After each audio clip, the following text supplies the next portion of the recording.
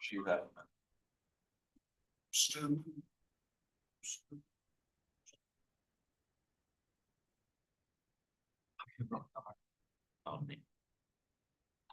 All right, welcome everyone. It is November 10th, 2025. This is the meeting of the Board of County Commissioners.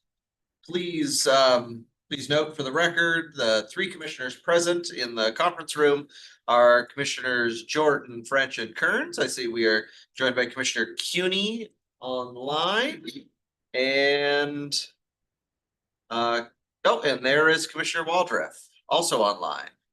Okay, so all five commissioners are present, and we are going to lead off today with Jim Amacio, Special Deputy Prosecuting Attorney. Thank you very much, Mr. Kearns. Good afternoon, board members. I'm going to give you a very short briefing on an issue dealing with the Moran Prairie Library Capital Facilities area. Let me give you some background because I had to go back and look at it myself. In 2003, the Spokane County Library District sent the Board of County Commissioners a resolution. And they asked the Board of County Commissioners to hold an election within a certain area within their boundaries and let the voters determine if they wanted to issue bonds to establish a new library. When the board received the letter from the library district, they set an election on November 4th, 2003. And the voters within an area within the Spokane County Library District, by over a 60% vote, asked to establish the Moran Prairie Library Capital Facilities area to issue bonds in the amount of $2,350,000 and to levy an assessment against them for 20 years to pay the principal and interest on the bonds. Under the state law, the Board of County Commissioners are ex officio supervisors of the Moran Prairie Library Capital Facilities area. That means that since the voters approved the issuance of the bonds, the county commissioners on an annual basis have adopted a budget to pay for the bonds, both principal and interest. In conjunction with the formation of the district, the county commissioners executed a contract with the Spokane County Library District.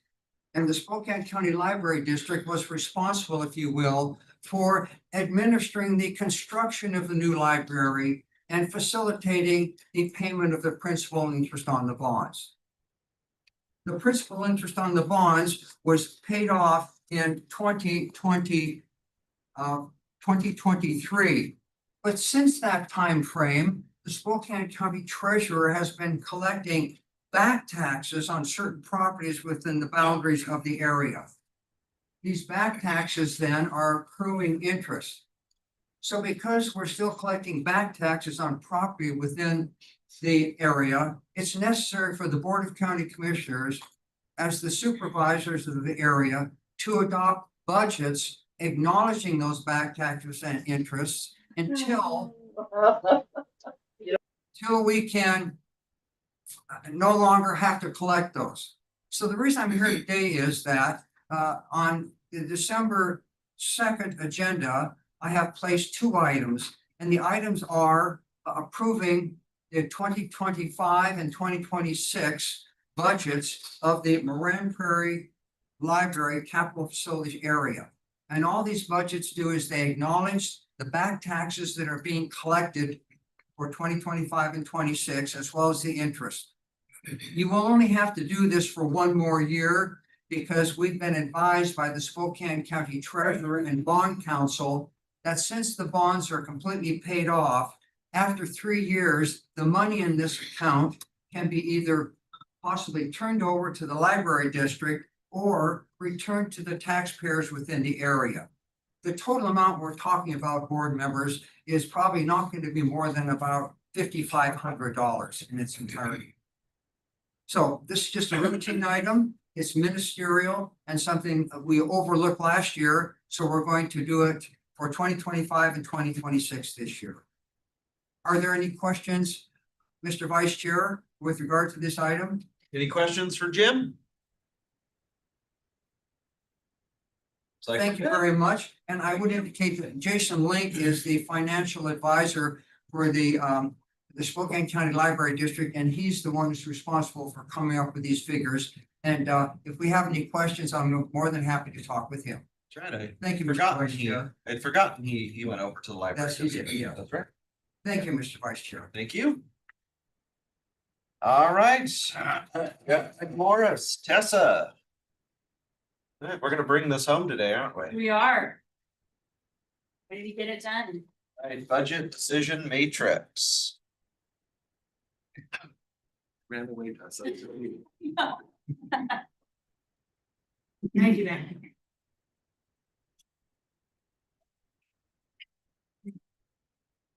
Eat today. You want one? We're two on us. We're all here. So we're gonna start at the bottom run. A couple.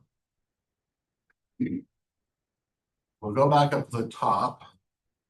But just wanted by way of memory, the bottom three in the bright yellow. The public records. E-discovery, that was $100,000 you guys were gonna save towards the end to see what's left, make a decision then. There's the criminal justice, kind of the system-wide IT, prosecutors, defenders, pre-trial, all of those pieces. There was discussion around a consultant to come in and look at it, so we had costs there. And then just new information. When we had budgeted Shrek, we budgeted them flat, as everything has been flat, in about a year, flat. And they came in late last week with their final approved budget, which will save the county about 470 in general fund and user fees in 26. So that is not in any formulas, that negative 470 there.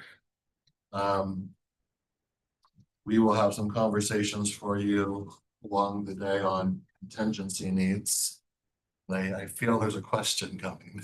Well, I'm looking at my fellow commissioner here. We have a meeting Friday morning with the city and County Marback.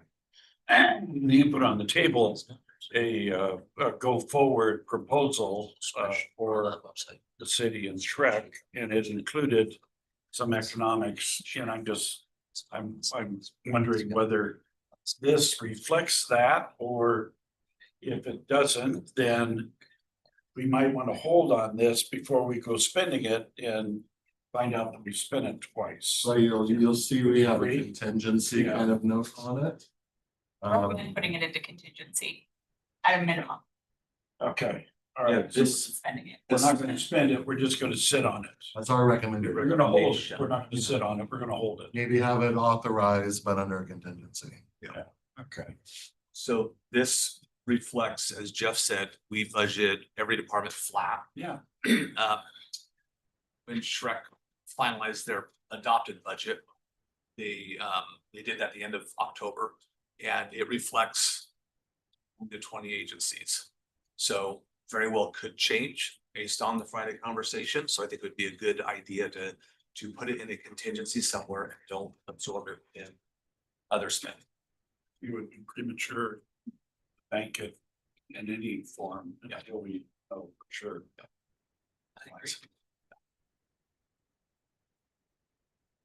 So I'm looking at the spreadsheet up here and the spreadsheet that I used to follow along with what we did last week. The numbers are so. We added a couple things. Yeah, I noticed that the numbers aren't the same as where we left, but We're gonna quickly talk through last week, okay. just to make sure everybody's on the same page and we are on the right page. I think the big one is the 3.39, which I think we got head nods for that. I think we all, We felt that was the way the conversation was going, but Yeah. the conversation hadn't completed. okay, That was our, So that's why we highlighted it for. we kind of felt there was to be a variation on that. uh-huh, Maybe not exactly, but in our mind, it wasn't a conclusion yet. okay. as we count our 3 head nods many times. So back to the top. The green section is still just from several weeks ago. Nothing has changed in the green. So if we start at the top of the yellow, line 0. That 400,000 plus the 600,000 in the green section is the $1 million that the auditor will be bringing in, that the board has earmarked towards IT. HR, both of those are decisions we're gonna move to out years. Medical examiner, we went with line 4, which fully restores the investigator. Down on Parks and Rec, line 6 and line 9. The increasing the park service from 16 weeks actually up to 20 weeks. And then restoring the proposed cut of the park operations tech 2.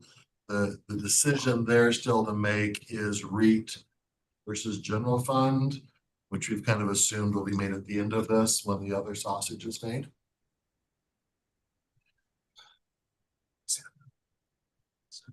Oh, Commissioner Kearney? Yeah, so just as we're going down, so Jeff, I wanted to make sure on the medical examiner, does the 104 buy back just the one position? Because I thought we wanted to make sure the ME was still at 100%. That would keep the ME at 100%, correct. If they did line 5, the option below, which you did not take, would be to reduce the ME to provide some of the salary for the investigator. But on line 4 at 104,225, you fully restore the investigator, you do not touch the ME. Okay, just wanted to make sure, because I've heard recently, I mean, I thought, you know, I'm gonna just put this out there because I know it's not on this sheet, that with the WSU extension, I thought we're funding them. And then I'm hearing that the master gardeners were told they're out. So we may want to. Not on, we talked with Tammy just last week or Weeks maybe ago. 10 days ago. We got an email, said that it was still there, I thought. Yeah, we talked with Tammy, I think it was 2 Fridays ago, so about 10 days ago. Okay. And talking through how we're gonna make everything work according to the plans, and master gardeners were still very much in that conversation. And Okay. she would have said. We asked that question point blank. And she Commissioner and I have had some follow-up since that conversation, and I don't believe that's accurate. I can double check again with her to make sure. Okay, I may have Brenda forward you the information that we've gotten. Okay. Okay, thank you. So this spreadsheet we do not have, right? It should be in your read ahead. What went out last week. You also have it in the shared folder. And if you need help navigating to that, let us know. We can get you there. Hang on, I'll find it. On page 10 here. Ahead. Quick question. What, remind me, what is the REIT capacity if we chose to, it's like it's over 2 million. 2.4. 2.4. With max. Okay. That's a 35% of the projected total revenue from that source. Okay. Thank you. So we'll circle back at the bottom to parks again to make hopefully a final on source. Planning, we did not do anything. Clerk, you paid for from the general fund what we originally thought was a different source of funds, which actually didn't prove to be a new source. So you added from the general fund, but it kept them flat, kept them whole. District Court, there's no changes. Superior Court, line 15, they had come in 220,000 over budget. We put a contra in, so they would be at budget. And you guys split the difference. So you're granting them an extra 110,000. So they will have 110,000 more than last year, but 110,000 less than what they requested. Juvenile, we had two add backs, the 117,000 and change for the flex shift supervisor. And then 109,000 for the staff monitoring their as electronic home monitoring program. So those two were add backs, so they will be at about 230,000 shy, 225,000 higher than a flat budget. And I think that was one thing, Mike, you were gonna look in and see if some of the electronic home monitor, the private companies that do that, if they do juvenile as well, Yes. have they got back to you on that? Okay, So, but I have, Don is looking, okay, and Jason Robertson. okay, because that could be something that could impact that if electronic home monitoring is essentially outsourced, then I think we have to visit on whether we would need someone to do. If the electronic home monitoring program isn't run by the county, would we need that position? So. We don't have an answer yet, No, Yeah, I'll check my email, but I don't think I. so that's one we can revisit. And then there's also the pilot program, line 21, out of mental health dollars. Talking with Justin's shop, wanted to throw the idea past you of having Tori come in, the director, and just give an update on the program. Being it as a pilot, I think it makes sense to have a readout, and then you guys can make that decision, being that it's mental health sales tax. Not as critical for us to have a decision right now to close the budget, or if you guys want to make a decision now, if you guys already know stuff. You don't need a readout. What's your thought process there? you remind us what, and I'm sorry, what is the program? What is the pilot program? What's? It's around, leave domestic violence and early intervention. Justin's in the room, I can grab him. Background services. Justin?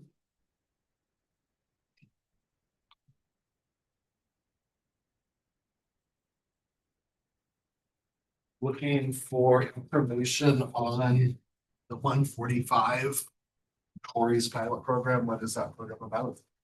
Yes, this was the expansion for the connection for youth and families in regards to domestic violence, I believe.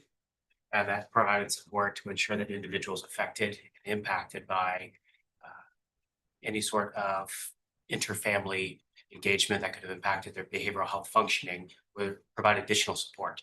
So the actual program is partially funded by the state for the domestic violence portion, but the other side, behavioral health surround support, is to continue to ensure that they are connected and the impacts associated with that would be mitigated through therapeutic engagement.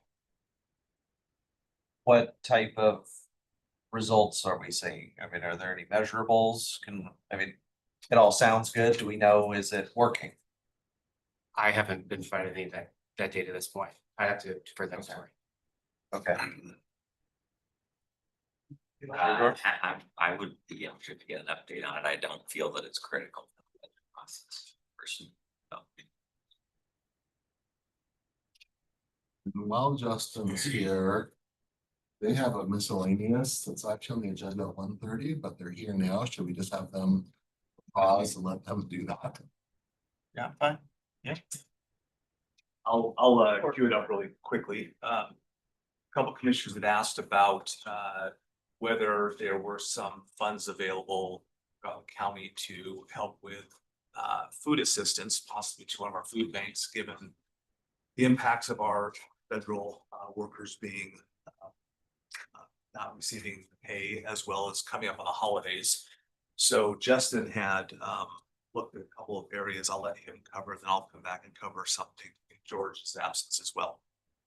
So it's in a lot of the work that our providers are doing in the community for the behavioral side, they're seeing impacts to just the strain on the food bank system, being able to provide more care. And as you know, the populations that we serve tend to be even more vulnerable as it pertains to being able to access food and food assistance. And although it's not a primary part of the behavioral health engagement, it is something that connects and ensures stability, especially to maintain their independent living in their homes. So as we heard about that, we kind of talked about what could be made available to support that and the larger community as a whole, just to bridge the gap, as we know that there's still a lot of uncertainty for food as individuals are using more, as the report I've heard is more food assistance is being utilized currently, which is reducing overall support as we go into the Thanksgiving Day season. So in talks with the team, our funding is pretty limited in terms of the use beyond behavioral health. However, we did identify that there are some programs that when we complete as part of a performance payment, different sort of contracts, that we receive a partial performance award. And those awards are non-restricted, but they usually get rolled back into the administrative costs of running the program. For a lot of those, we're really efficient and we run lean, so a lot of those don't get expended out fully. So we just continue rolling that in to pay off administrative costs. Now, up until now, we haven't accumulated enough. We're talking maybe $5,000, $10,000 that just gets rolled up. But in looking at it recently, we were going to roll up an amount from various programs that could amount to about $50,000. We're still looking at that.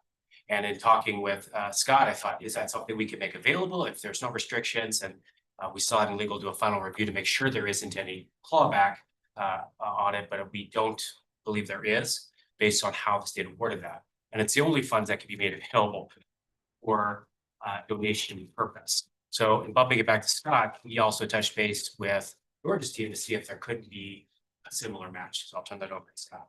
Yeah, so George's team looked at all the various funding sources, federal, state, and our fees, which are most flexible.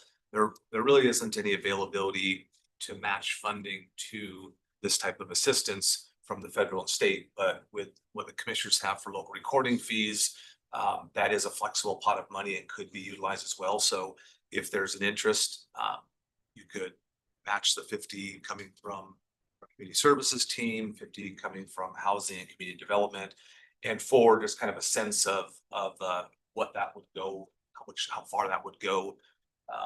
Chris McKinney took a look at some other programs that Second Harvest has done in the past, and this is if you were to, it was kind of a protein and pasta sort of grains sort of approach, and that covered for $50,000 about 75,000 people or individuals were able to receive food assistance for that for every 50,000. It's not everything. That's not your vegetables and other sort of things. This was just kind of a protein and pasta focused one, but you could reasonably maybe assume that for every 50,000, you're hitting 50,000 individual recipients for full breadth of what food would look like for their day.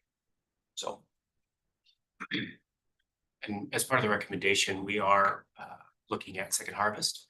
They support the widest number of food banks in the region and provide the logistical support to ensure that food is made available and monitoring those that maybe stock is going lower. So feeding the entire Spokane County and then ensuring that connectivity is rapidly deployed to it. That's a big challenge, picking out smaller organizations.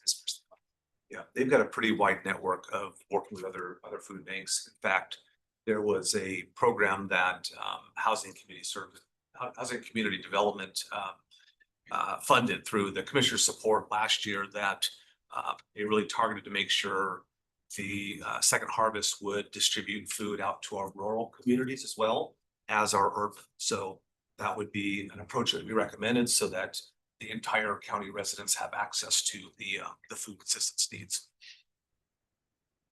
So the dollars would go to Second Harvest, they'd purchase the food, but I assume some of it would be distributed from their main warehouse, but it would also go out to the pantries kind of that are around the community and, you know, further out. That would be the goal is not do a monetary transfer, the commissioners want to make sure these dollars are going to purchasing food that can then be provided to all those outlying areas as well.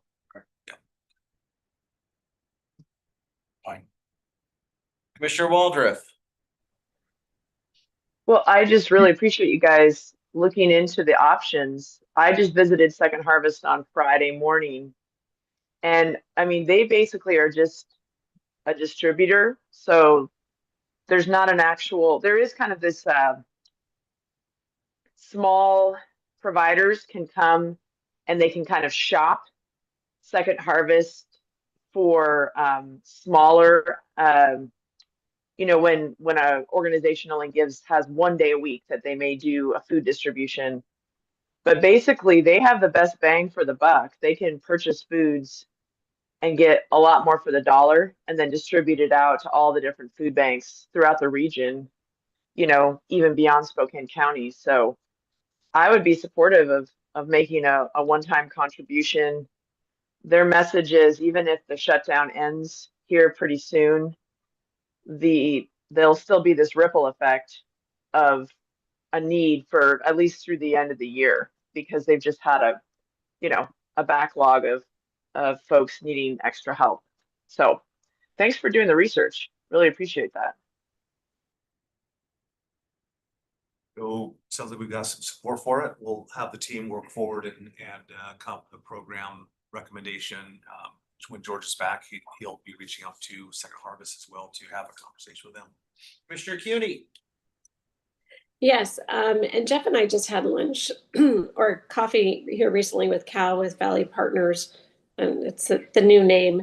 But he talked about how they are a distributor for the food bank, and so I think when Scott and I were talking about this, just wanting to make sure that we're getting out to the Valley, because then they actually do a good job of distributing to the smaller pantries from the Valley. So anyway, so I'm in favor. I think the need's there. I mean, we saw that the health district was SNAP, what was going on. So I think it's a great way that we can give back to our community. I think, also, I think, I mean, if we have found, $100,000 here to support this, I think we should, kind of challenge all the other jurisdictions here locally to see if they can match us, see if they can find 100,000 to help the community as well. We've set the bar. Let's see if everyone else can meet it too. I love that idea. In fact, Big cities. it's going to propose it. Yeah, Up and over to the city to say, let's match it. yeah. And if there's any other enterprising organization in the community would like to match that as well. So that's something that you'd be open to. I would think love to that's challenge them. Go Yeah. for it. You have an idea of time frame, because I'm sure it's a somewhat urgent need. We'll try to get something worked up and finalized this week. George will be back on Wednesday and he's got probably the best working knowledge of food bank and ensuring that we have good logistical distribution out for all of our locations. So I want to have him have a chance to talk with Second Harvest and ensure that can take place. Awesome. Thank you. Yeah, thank you. Thanks, Jeff. Go back to our regularly programming schedule. We need to, were you looking for additional items? I've got an additional item on for the board too.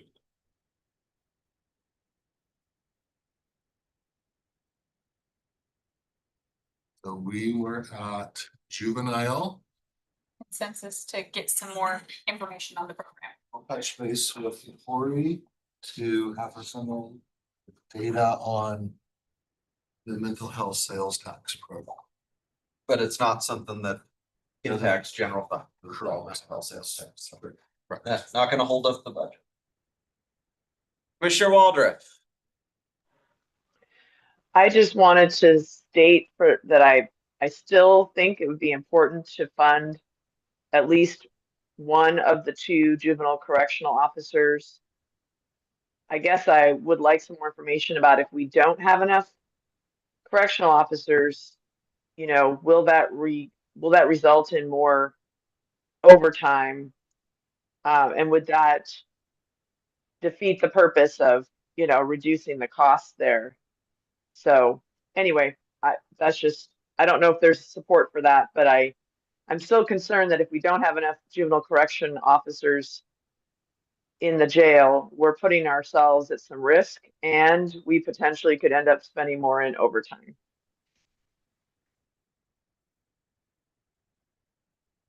I agree. It's just a high liability area. So I would like to see that funded, and I just would also like to see the guardian ad litem position added back too, which is kind of hidden underneath that larger number, just because I think that that makes a big difference for keeping kids safe and helping vulnerable families get on a good path. So,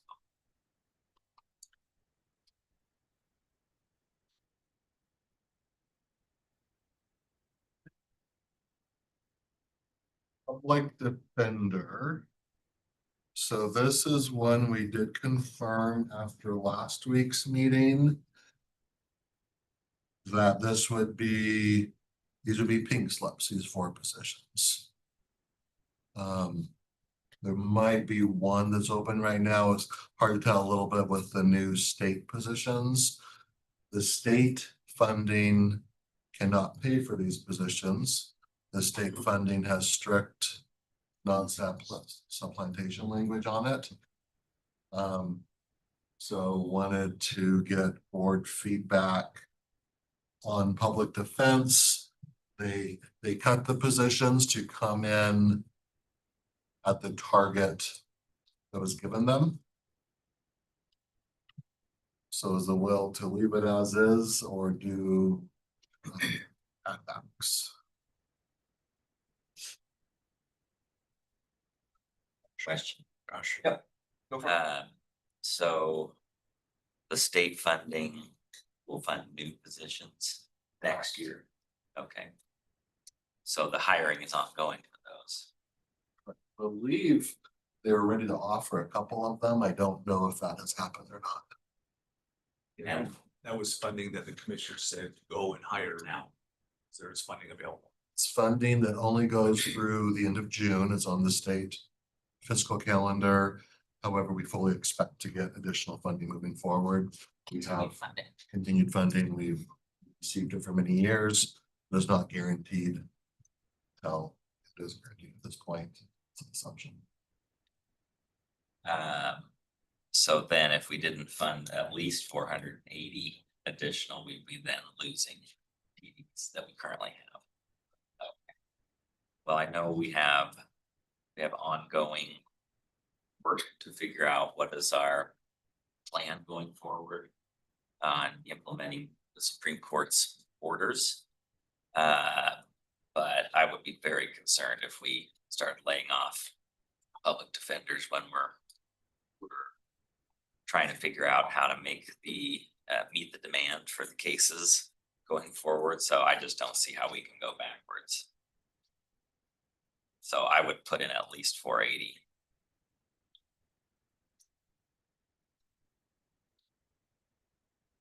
I would recommend we get to the bottom of the spreadsheet, see how much is left before we add additional things to it that we didn't agree to last week.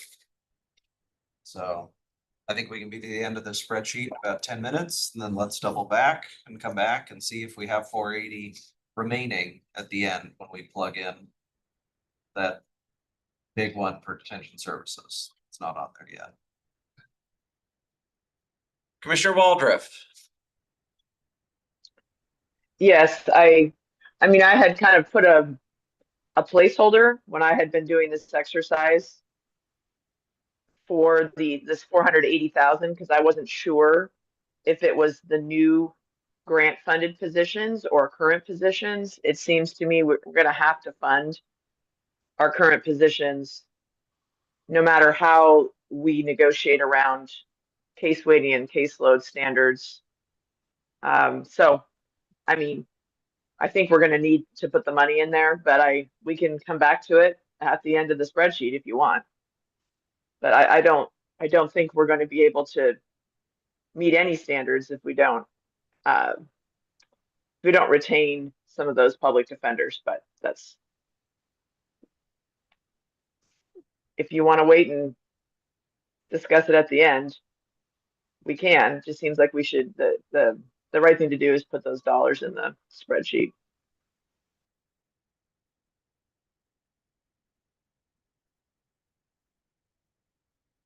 It sounds like we're waiting to the end then.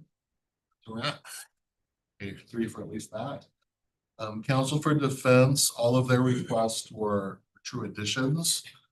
So nothing was changed there. The prosecutor. There was a 300,000 to keep them at status quo. Because they had cut the 300,000 for interpreter fees.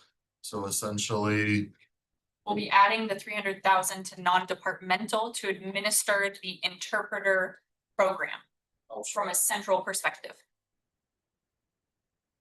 then they will have 300 in their budget. DEM.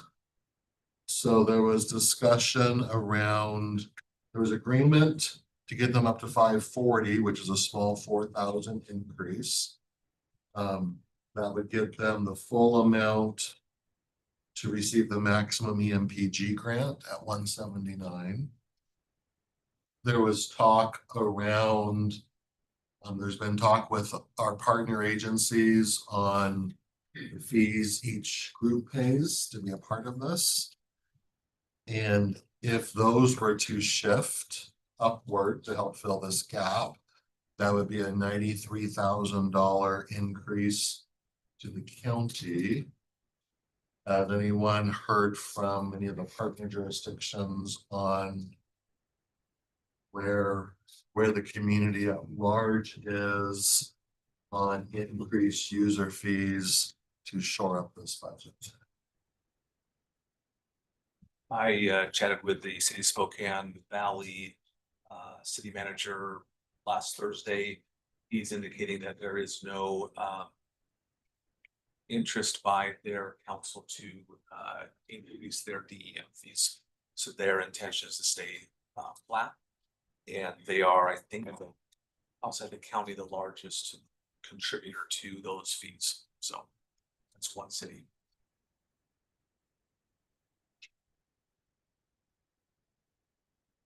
So at this point, is anybody looking for more information or more feedback here? We have had a request from DEM to talk to the board.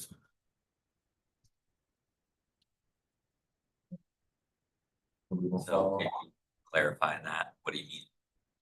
I had an email this morning that said, could I come talk to the BOCC about the budget? Okay.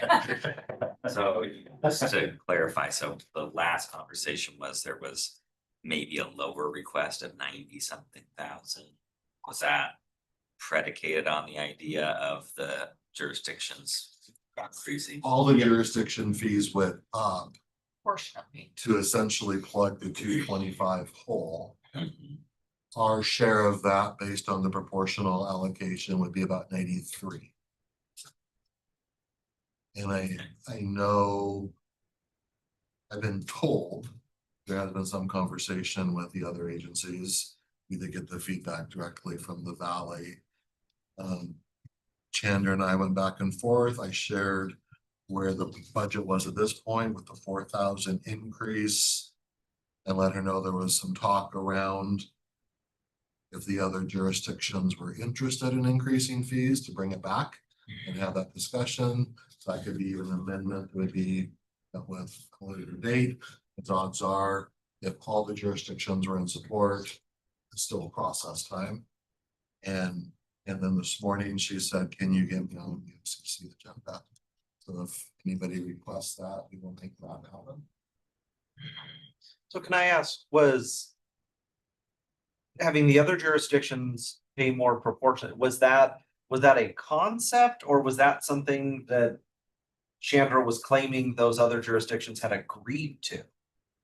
I believe she did the math exercise of keeping the budget whole based on the city leaving. What does that mean to everybody, and did the math, is my understanding. We were sent at some point a graph chart, it's not in this email chain, that would show each jurisdiction's change. And again, my understanding, which might be mostly accurate, is she has been around talking of this idea to different groups. I think more probably socializing it and getting it out there.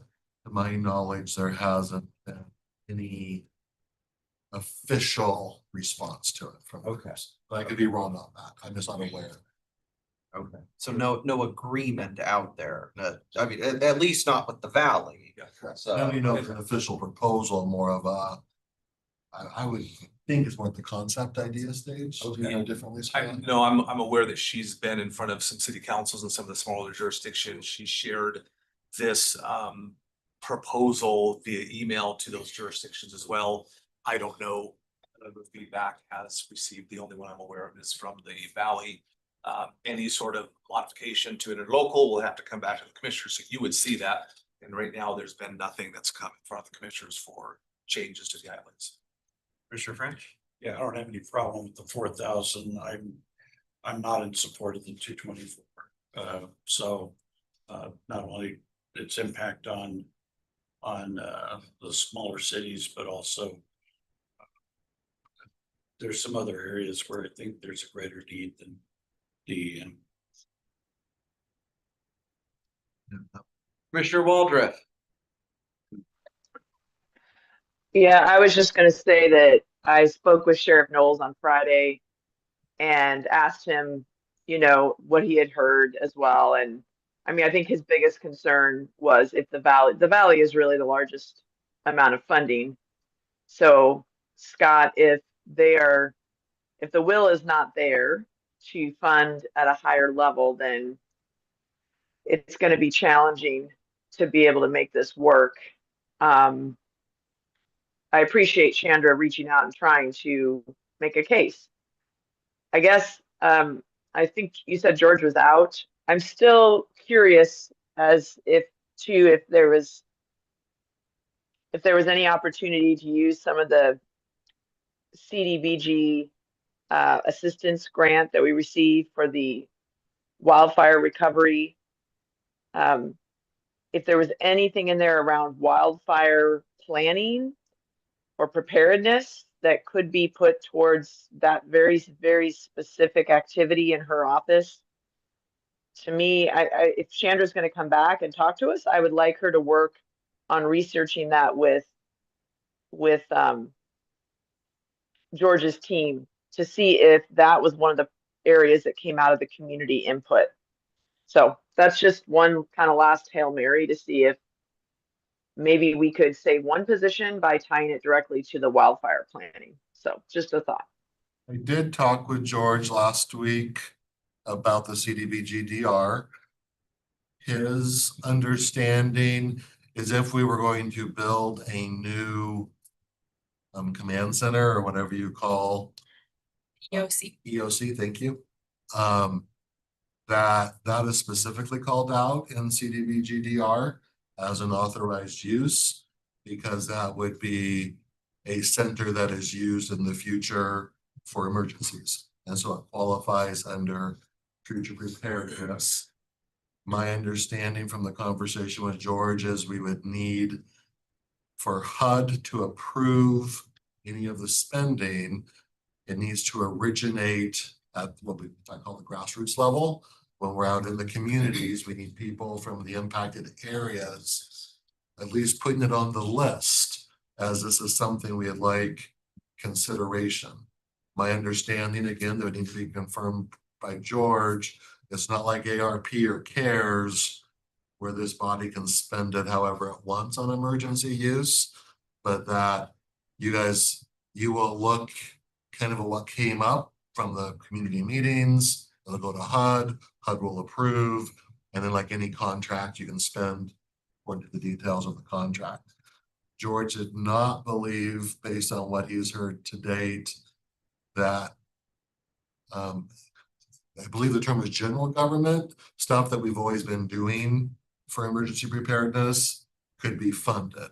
I think like if you were hiring, we could go this far, but maybe if you were hiring a new person to do a new body of work, maybe that could be justified. But using these funds to essentially supplant what is paid for your normal body of work, he did not believe would be permissible under this particular grant. That's where we got that. I believe, you know, Chandra, the sheriff, maybe I found some other areas I'd like to talk through. I did encourage Chandra to reach out to George and discuss since it was. Yeah, I hear what you're saying. Maybe there is a new body of work around specifically, recovering and planning around wildfire that we haven't done before. I don't know. It was just a thought. But thanks for connecting everybody. Appreciate it. Commissioner French? So I know that we've been in a variety of different conversations about relocating DEM. And is it possible to use the CDBG funds as a relocation effort and improve the facilities that are available through DEM?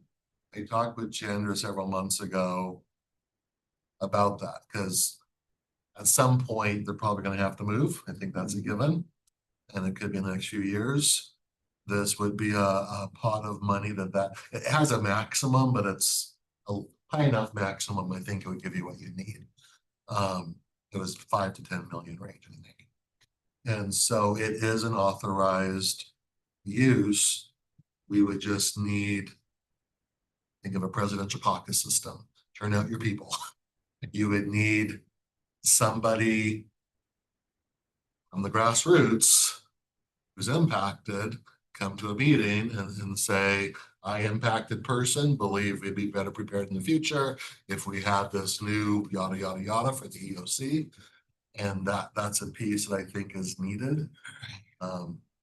Maybe I misunderstood a little bit, but that is my understanding, based both the day the HUD director came over and presented the giant check and the conversation we had around this table with him and his staff member afterward, and in follow-up conversations with George.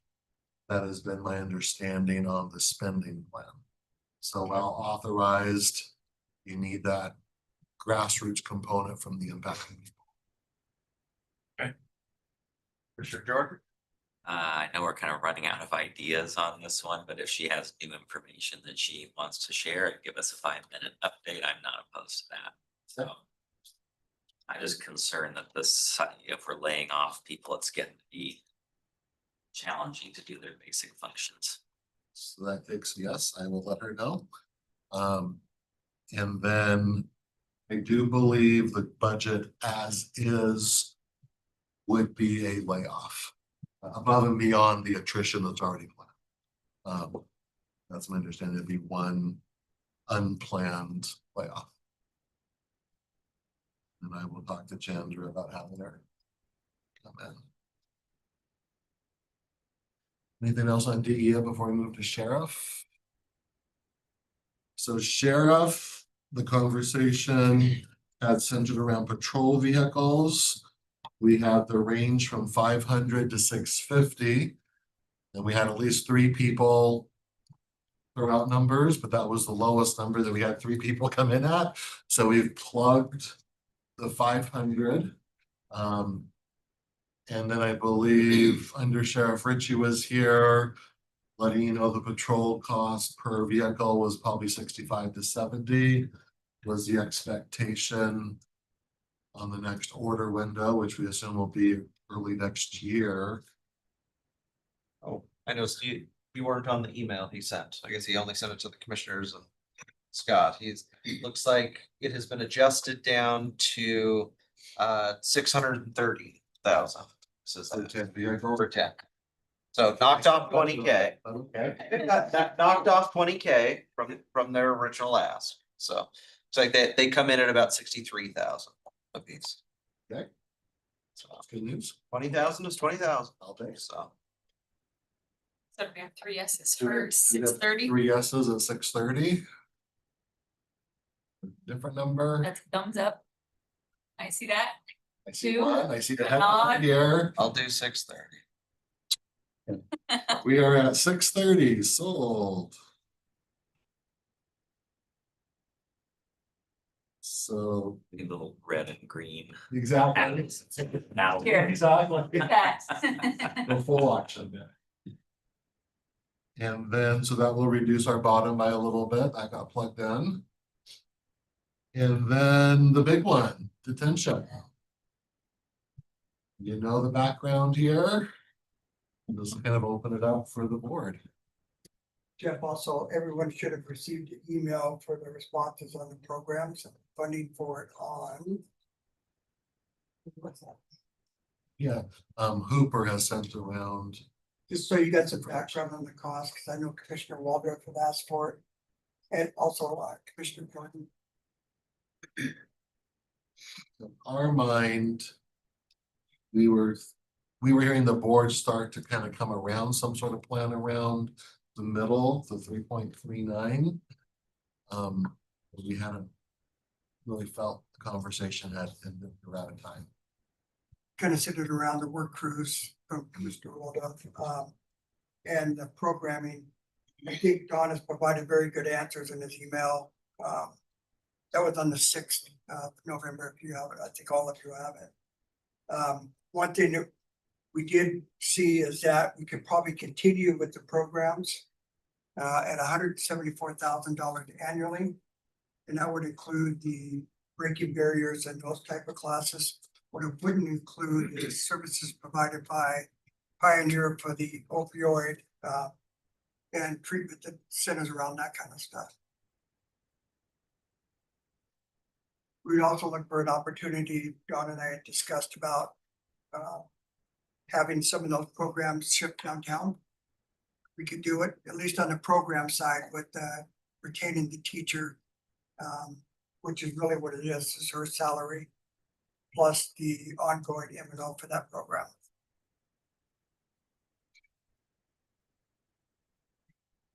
Question. Did Hooper get back yet on the revenue from EHM Yes, it's on that. dollar amounts? So I could get you guys to pull that up. It's on all of your, if you have your computer. It was sent on the 6th. Well, there was an email this morning. Oh, It's a long chain. oh, there's a new one this morning. No. It was Cause I got an email Friday from him saying he'll get the breakdown of revenue Monday. And I haven't seen that yet. That's the last one I got. Yeah. I can just add a few thoughts. Oh, or. Commissioner Waldron, do you have information on the EHM? Oh, no, I just wanted to clarify when you said revenue, you mean revenue from the EHM program? Yeah, I can Well, speak to that. Okay, thank you. So Just to I clarify. was talking with Chief Hooper and others last week about EHM. Apparently, when an offender is put on detention's EHM program, they're still considered to be in custody of the county. And so if they're a city or a valley client, essentially there is a reimbursement that comes under the housing contract for that. So the question is, if we get rid of EHM, how much revenue might we lose that we currently have? And I think he's working on that. So it's just, I was trying to flesh out, is the net savings quite a bit lower? The other piece of that is that my understanding, I don't know if it's reflected in here yet. It was in some presentation materials. I think that the supplies, the device that you wear is charged to the offender. So that's a revenue as well. So pieces of this program are not just pure expense, it's also revenue back. And you could increase that, Commissioner, but it would be an impact of that individual. Yeah, but I think we should start by knowing how much is it now, just so we have a clear picture. The other thing that I talked to Chief Hooper and Lieutenant Robinson about is that the EHM, there's basically we have 3 case managers through Geiger, is my understanding. 2 of them are the staff who are doing EHM, some background music. And they do the actual monitoring of EHM offenders, which is a more intensive monitoring and supervision than the Moon Security. Is just kind of an automated alert, and someone has to be working to get that alert. So they check in on people at work and make sure they're actually where they're supposed to be. So that's a good public safety benefit. But they also, these 2 staff members also do a couple other things that's in his email. They do opioid awareness, they teach parenting classes, they teach anger management, they manage the contract for substance use disorder. They do reentry planning work for people coming out of jail, which as I I'm on the DSP board, and there's a lot of concern about when people leave jail, are they leaving with a safe plan? So I think that's really important work that's being done. I'm just concerned that if we shrink it all down to one case manager who's doing a lot downtown right now already, I'm struggling to see how all that work is actually going to remain. And I view that all as reducing recidivism, trying to help people when they come through the system change their ways so they're less likely to re-victimize others. And then I was talking to Lieutenant, is it Robinson? And he was saying at one point pre-Great Recession, I think there was like 15 case managers at Geiger, something like that roughly. Now there's going to be maybe one, which is just a decimating of the programming. So anyway, I'm just concerned about that because it's not just EHM. There's revenue that comes in and they're doing a lot of other things. So that's a concern I have. But I'd love to know what that revenue dollar amount is. I don't know right now. When detention came in here with their PowerPoint, or that they had cost savings, did they not factor in what the revenue offset would be on that? Because they had dollar amounts on eliminating the programs. I assumed they factored in, here's the hard costs that we wouldn't have, but also I would have assumed they factored in the loss of revenue as well, but maybe not. What they would have done, because as Commissioner Jordan referenced, it's caught up, the revenue is caught up in our global billing for individuals that are in our jail, including out of custody for EHM. So any jurisdiction, if we have like 5 people out of custody at EHM, depending on what jurisdiction they're in, they would be billed revenue for that. So when they did the projections for option 2, at 3390, it would have assumed reductions in the global revenue that's billed to the individual agencies by that amount, but without knowing what the future may look any individual month and which jurisdiction may have someone in EHM, it's very hard to get that level of precision. So I would say the revenue globally is already out of the net 3390. It's already out of there. What loss it would be. I think I've seen between 7 to 9 generally on a monthly basis on EHM, so it's not a big number. It's as far as revenues would be. I think there's like 148 total last year. That's enough people on detention EHM is what Cooper gave me. Cumulative? Yeah, total. Okay. And About 12. but he didn't have the number for revenue specifically. The other thing I asked district court, because these are mostly district court folks, that there's a very small number of superior court. If the program went away, what would that look like? And I haven't really got a lot of detail because I just posted this on Friday.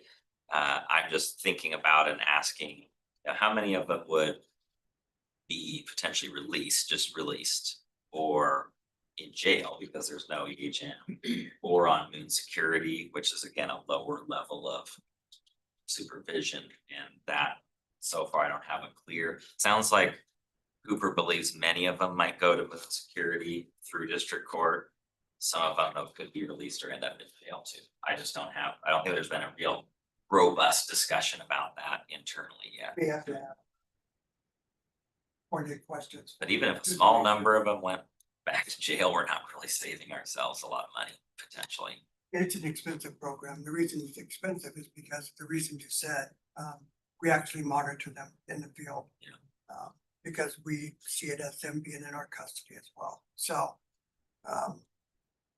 it's never been, when you're charging the inmates $3 to $5 a day for their equipment, the recovery on the expense side is not great.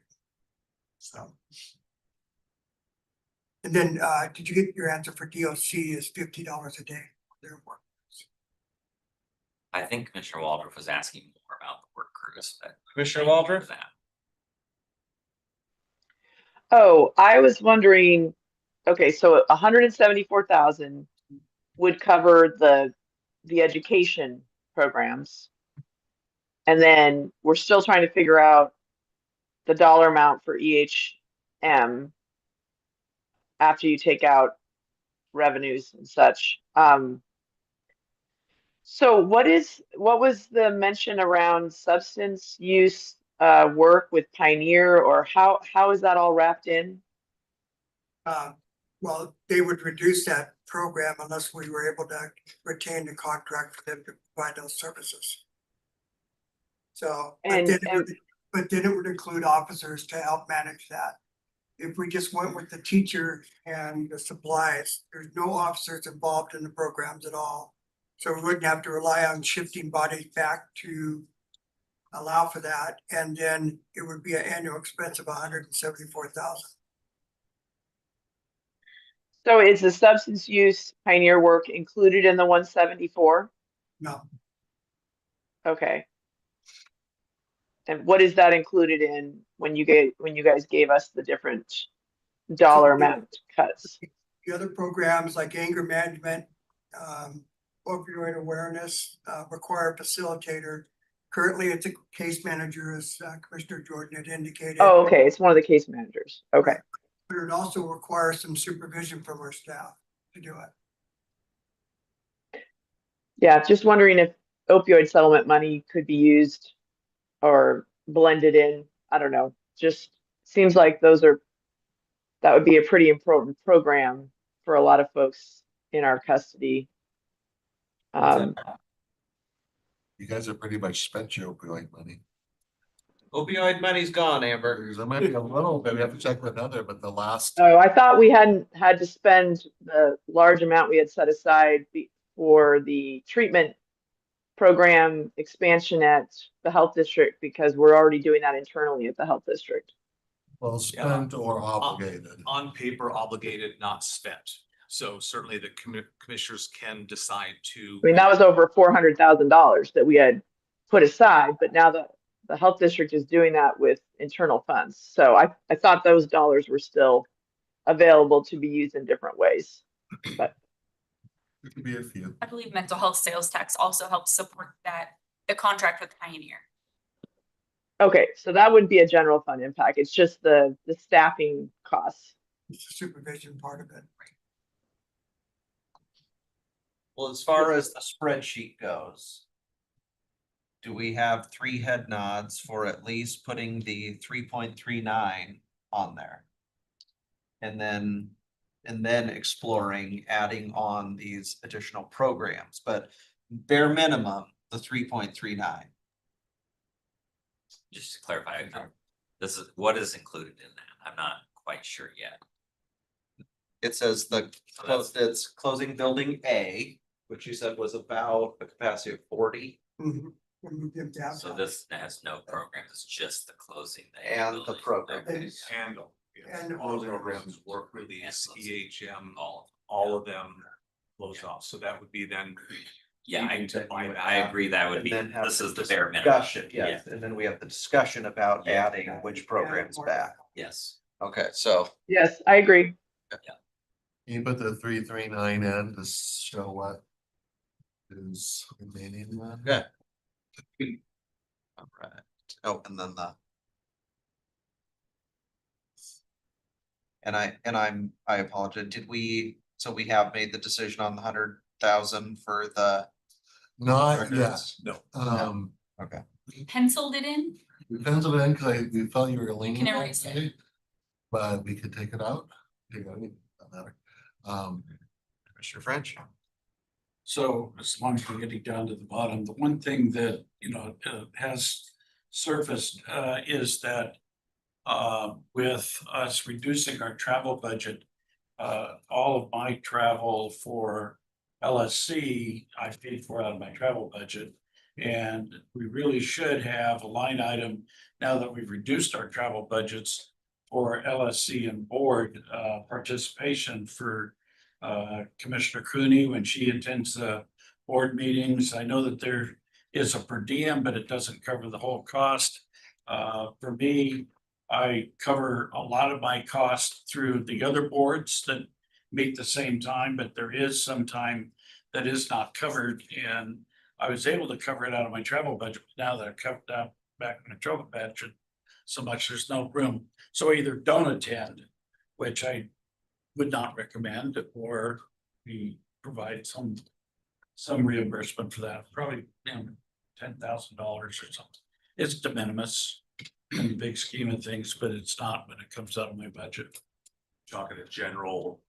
Yeah. Opposed to individual Just commissioner. general for the board, Budget. yeah, not specifically for me, but for the board.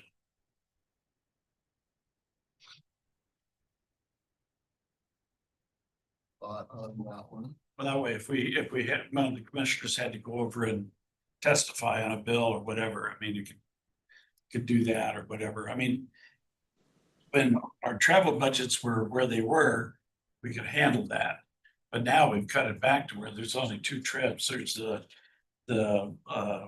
GSI fly-in Olympia and GSI fly-in to DC.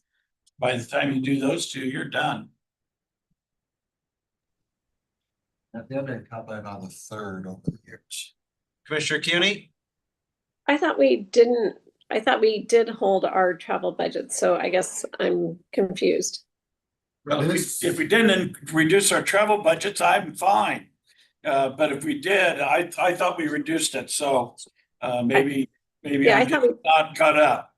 I thought we talked about it, and then with the other shifts that we were making, that we were gonna be okay to keep him because, yeah, we're kind of at the point where we need him, so. I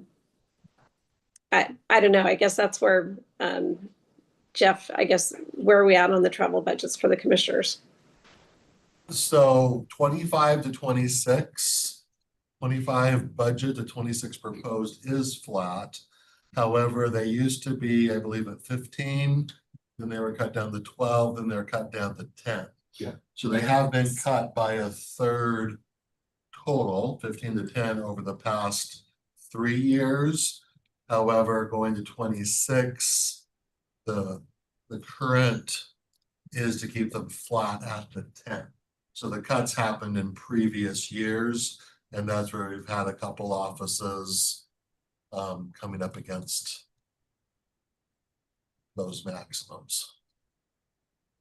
Yeah, so Yeah, so then I'm with Commissioner French, where, I mean, there's LSC, he's doing that out on behalf of the commissioners, and I attend the board meetings on behalf of the commissioners. So if there's not enough, I would, add just for those couple of items. So. Yeah, Commissioner Goody, you're dead on right, and because of the long session this year, I have evidently overspent by $2,000 for LSC travel. And before I could handle that out of my travel budget.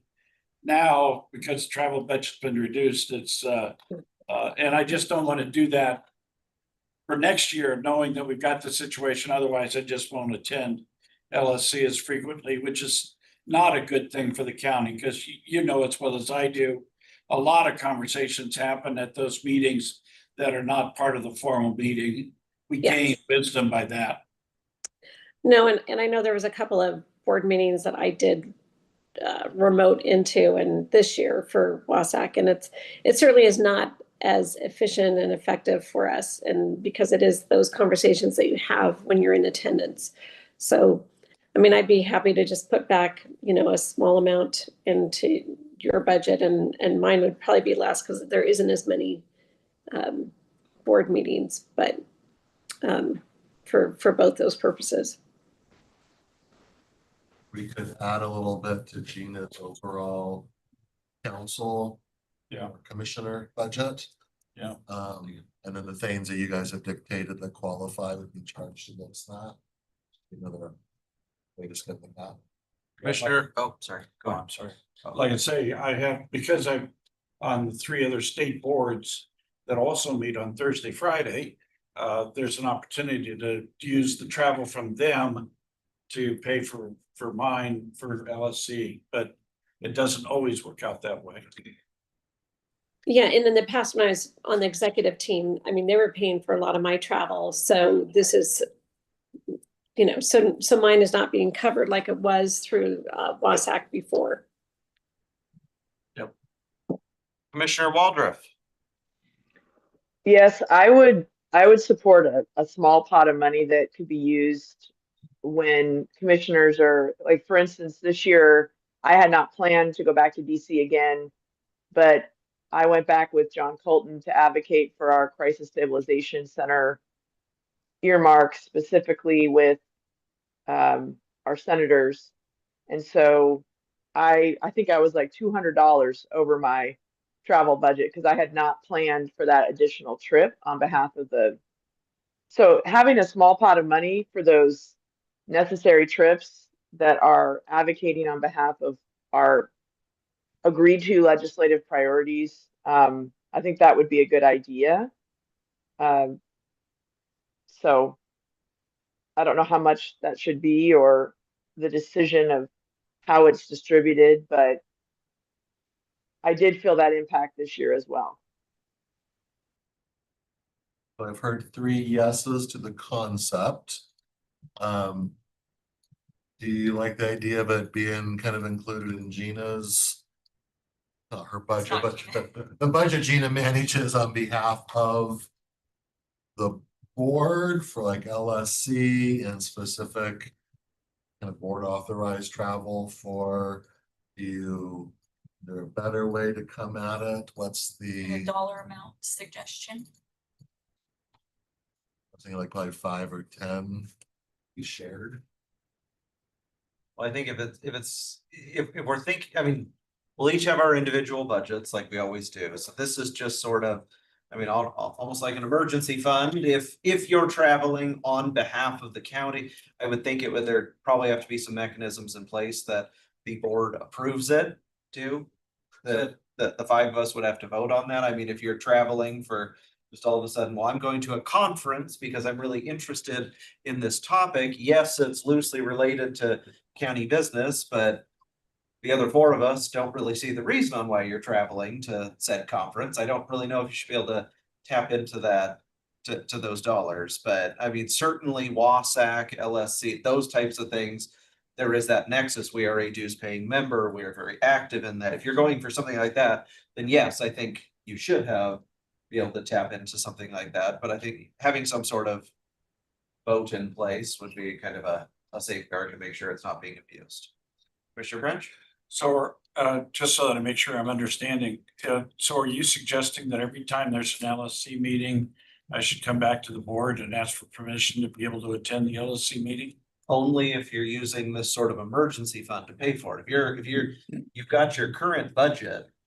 That if you're able to cover them all in that, then no, you don't have to ask at all. It's if you overspend that dollar amount, you need to tap into that additional. So I would think so, but I don't see why we would ever say yes or say no if it were something like that. but I'm attending LSC on behalf of the board.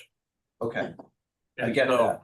I don't well- want to run into a situation where someone's attending something not LSC, someone's attending a conference So, somewhere else and saying, but I'm attending it on behalf of the board, trying to use that same argument. no, I That, follow that's what what you're, I'm trying to. yeah, I follow what you're saying. I guess what I'm getting at is maybe that's 2 separate budgets. A budget that is controlled by the board that says if you're going to do X, you need board approval to go X. But if it's something that's related to WASAC, like Commissioner Cooney attending the board meetings or me attending LSC meetings, do you really want me coming back to the board every week to say, do I need to, I mean, I'm just trying to be realistic. I mean, I get what you're saying. I'm just thinking of some way to just have safeguards so it doesn't get abused. yeah, But no, I get if that. it's maybe WASAC, that you don't need approval if it's WASAC or Yeah. something. I don't know. Do you think that, Commissioner Cooney, do you think that would work? I think that would work because I think, Amber, in your case, I mean, it's like, I think we do need to talk about if we're going to go back to DC, because that's an expensive event, to lobby on behalf of the board for purposes. So typically, we were able to do that through NACO, you know, going back for the legislative conference and being back there, or being back with GSI. So yeah, however we want to figure it out, I think the WASAC items, you know, they're not super expensive. You know, we're just going, usually it's the hotel and the travel in the car to get there. But if it's a big trip like going back to DC, because that's an expensive hotel and hotel room and flights, I mean, I think if there's a special need to go back there, because I know John Colton has asked me to go back on a couple of occasions, and I'm like, you know, we just don't have the money to do that. We've got to figure out, you know, which is part of why we're paying him to help on our behalf. So I don't know. I mean, that's where it's like it's the extra things that I think we should come back to the board and seek, you know, additional funding for. Because there is even some conferences that I could see. There was a public safety conference or a jail conference that Dr. Thompson from the health board went to, that in some ways I could see having a board member go to something like that would be beneficial, to go down with some of our staff that are going to those. So I can see having a separate pot of money that is beyond WASAC that would need to have approval of the full board, just to make sure we all feel like there's information that's going to be gained, and that commissioner comes back and reports back. Yeah, I don't disagree with that. I think that would be fine to get head nods from the full board to be able to support that. So yeah, I think I'm in agreement. Just sorry, I stepped out just to catch me up. So what is the per office travel budget assumed at for next year? 10. 10. Same, 26 is the same as 25. However, in recent years, back 24, 23, it's been cut from a high of, I believe 15 was the highest. Yeah. So it has come down a third. In recent So years. just a question, because I think I probably am under this year. If one commissioner's under and another commissioner has a trip to go to, I mean, could I say I'm approving some of mine to go towards Commissioner French as an example? In the accounting world, you have one budget for $50,000. And then we manage it internally. Yeah. So yes, any The unwritten rules. any agreement like that could be done as far as how we do the accounting. Yeah. Because you're not passing a budget of 5 tens, you're passing a commissioner's budget, and then we do the accounting on your behalf at you tell us to. So as a follow-up, what I understood was that Commissioner Jordan was giving his 10 to me, and so I'm gonna. I heard that. That's the issue. I'm fine. All the tape, man. Anyway, I just was asking because I'm not sure where we're at on the total. Yeah. And if we haven't hit the total, I mean, if it was $2,000 and I'm not planning to travel, I'd be willing to share. So that's just a thought. But not saying I'm opposed to these ideas. He's gonna make you earn it though. Yeah. Al. As long as I get to decide. I was thinking within your own 10. you could- Anything short of becoming a Mariners fan, I'm okay with. Anyway, But I mean, you know, if for the WASAC budgets, and Commissioner Cooney, I'm throwing this out, so you tell me whether it makes sense or not, but for the WASAC budget, if we were to set that at $10,000, and that would pay for the board meetings and for LSC, then anything else could be a separate pot of money for other conventions that would be controlled by the board. That might be a way to work around this and stuff, because I'm just thinking between when it was 15,000, I always did LSC out of my budget. Well, now it doesn't cover it. So, you know, I'm just trying to equate apples and apples as opposed to oranges and apples. So what I'm hearing, I've heard 10,000 thrown out, where Wasac LSC is kind of pre-approved. Anything else would be, Board action. do we want person X to go to Olympia or DC to lobby on behalf of the board, or go to a conference on behalf of the board? Does that sum up where the will of the body is? I guess Al, I'm just gonna ask, do we need 10 or is 5 enough? Well, I was counting you and me both, Right, so that's why I went to 10. I think I can do mine in 5, without any trouble. I'm 2 over this year, and you know, things are gonna be more expensive, so I'm comfortable I can cover it with 5, but and it's a shorter session. yeah, I was gonna say it's a short session this year, so it shouldn't be as much travel as last year, so maybe we keep it at 5 this year and then, I mean, if we go over, we can go over. I We mean, can adjust. Or you I'm could come to fine. me and get permission. Yeah, or we can go to the Bank of Jordan too. that's right. I'll think about it. So people comfortable at 5? Yeah. Yeah, and is this something we would have a separate account for, or is this just something we just pull from contingency? That We'll would, embed it within the commissioner's budget, so that way it's available to be spent and it wouldn't take a subsequent board action Okay. and public noticing to move that budget around for you. Okay. So we put it in your budget, but we'll put it in kind of the main bucket, so it's not in any one district, but is available for use. we can always pull it and if anybody wanted to report on it, we can pull it. Sounds good. Yeah, and I was just saying the 5,000 would be kind of the Wasac over under. Yeah. Okay, So I don't know if we do another 5, so it's 10 total for whatever. So we have 5 at Wasac, then give you that, then another 5 in case something else comes up, you want it pre-approved? takes board action. I've seen 2 yeses at the 10 as I restated it. Sure.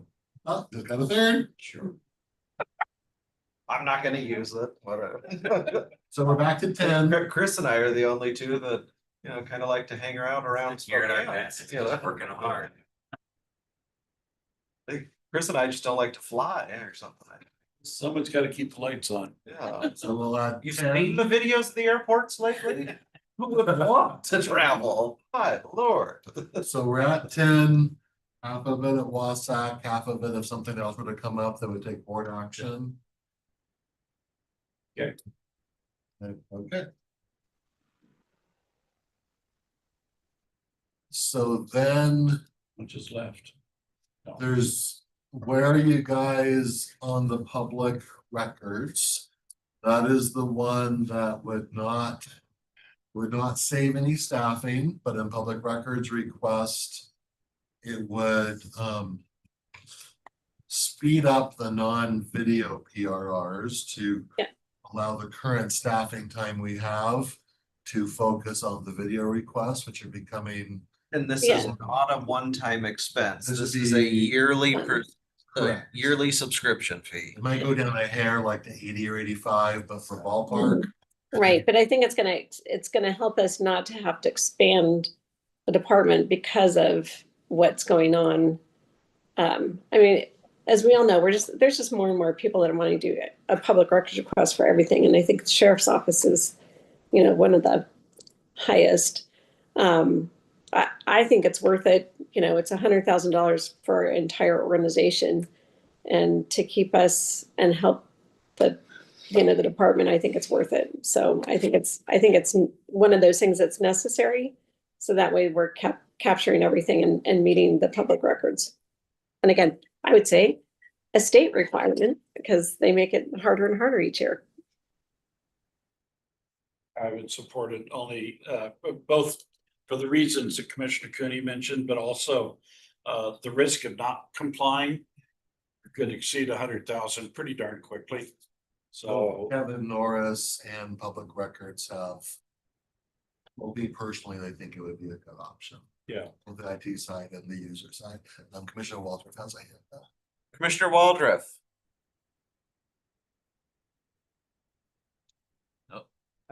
Have to move between my screens. So I think that's fine. My only question was, is the sheriff's department handle a lot of the video, you know, I was wondering how that works between the sheriff's department and the public records department. Are they both doing a lot of video review? Or is that mostly on the sheriff's department side? Actually could answer that. Yeah, so they both do quite a bit of review. The sheriff has the bulk of it for their office specifically, but there actually is a full dedicated resource in the public office, public records office as well that specifically only takes sheriff. So it's a group of both departments, I would say at this point, that are reviewing video and documents. And so this software would help with everyone, whether or not it's a sheriff related PRR request or just general. Yes, because even the sheriff's office also has document searches. They have video and documents. So yes, it would help whole county.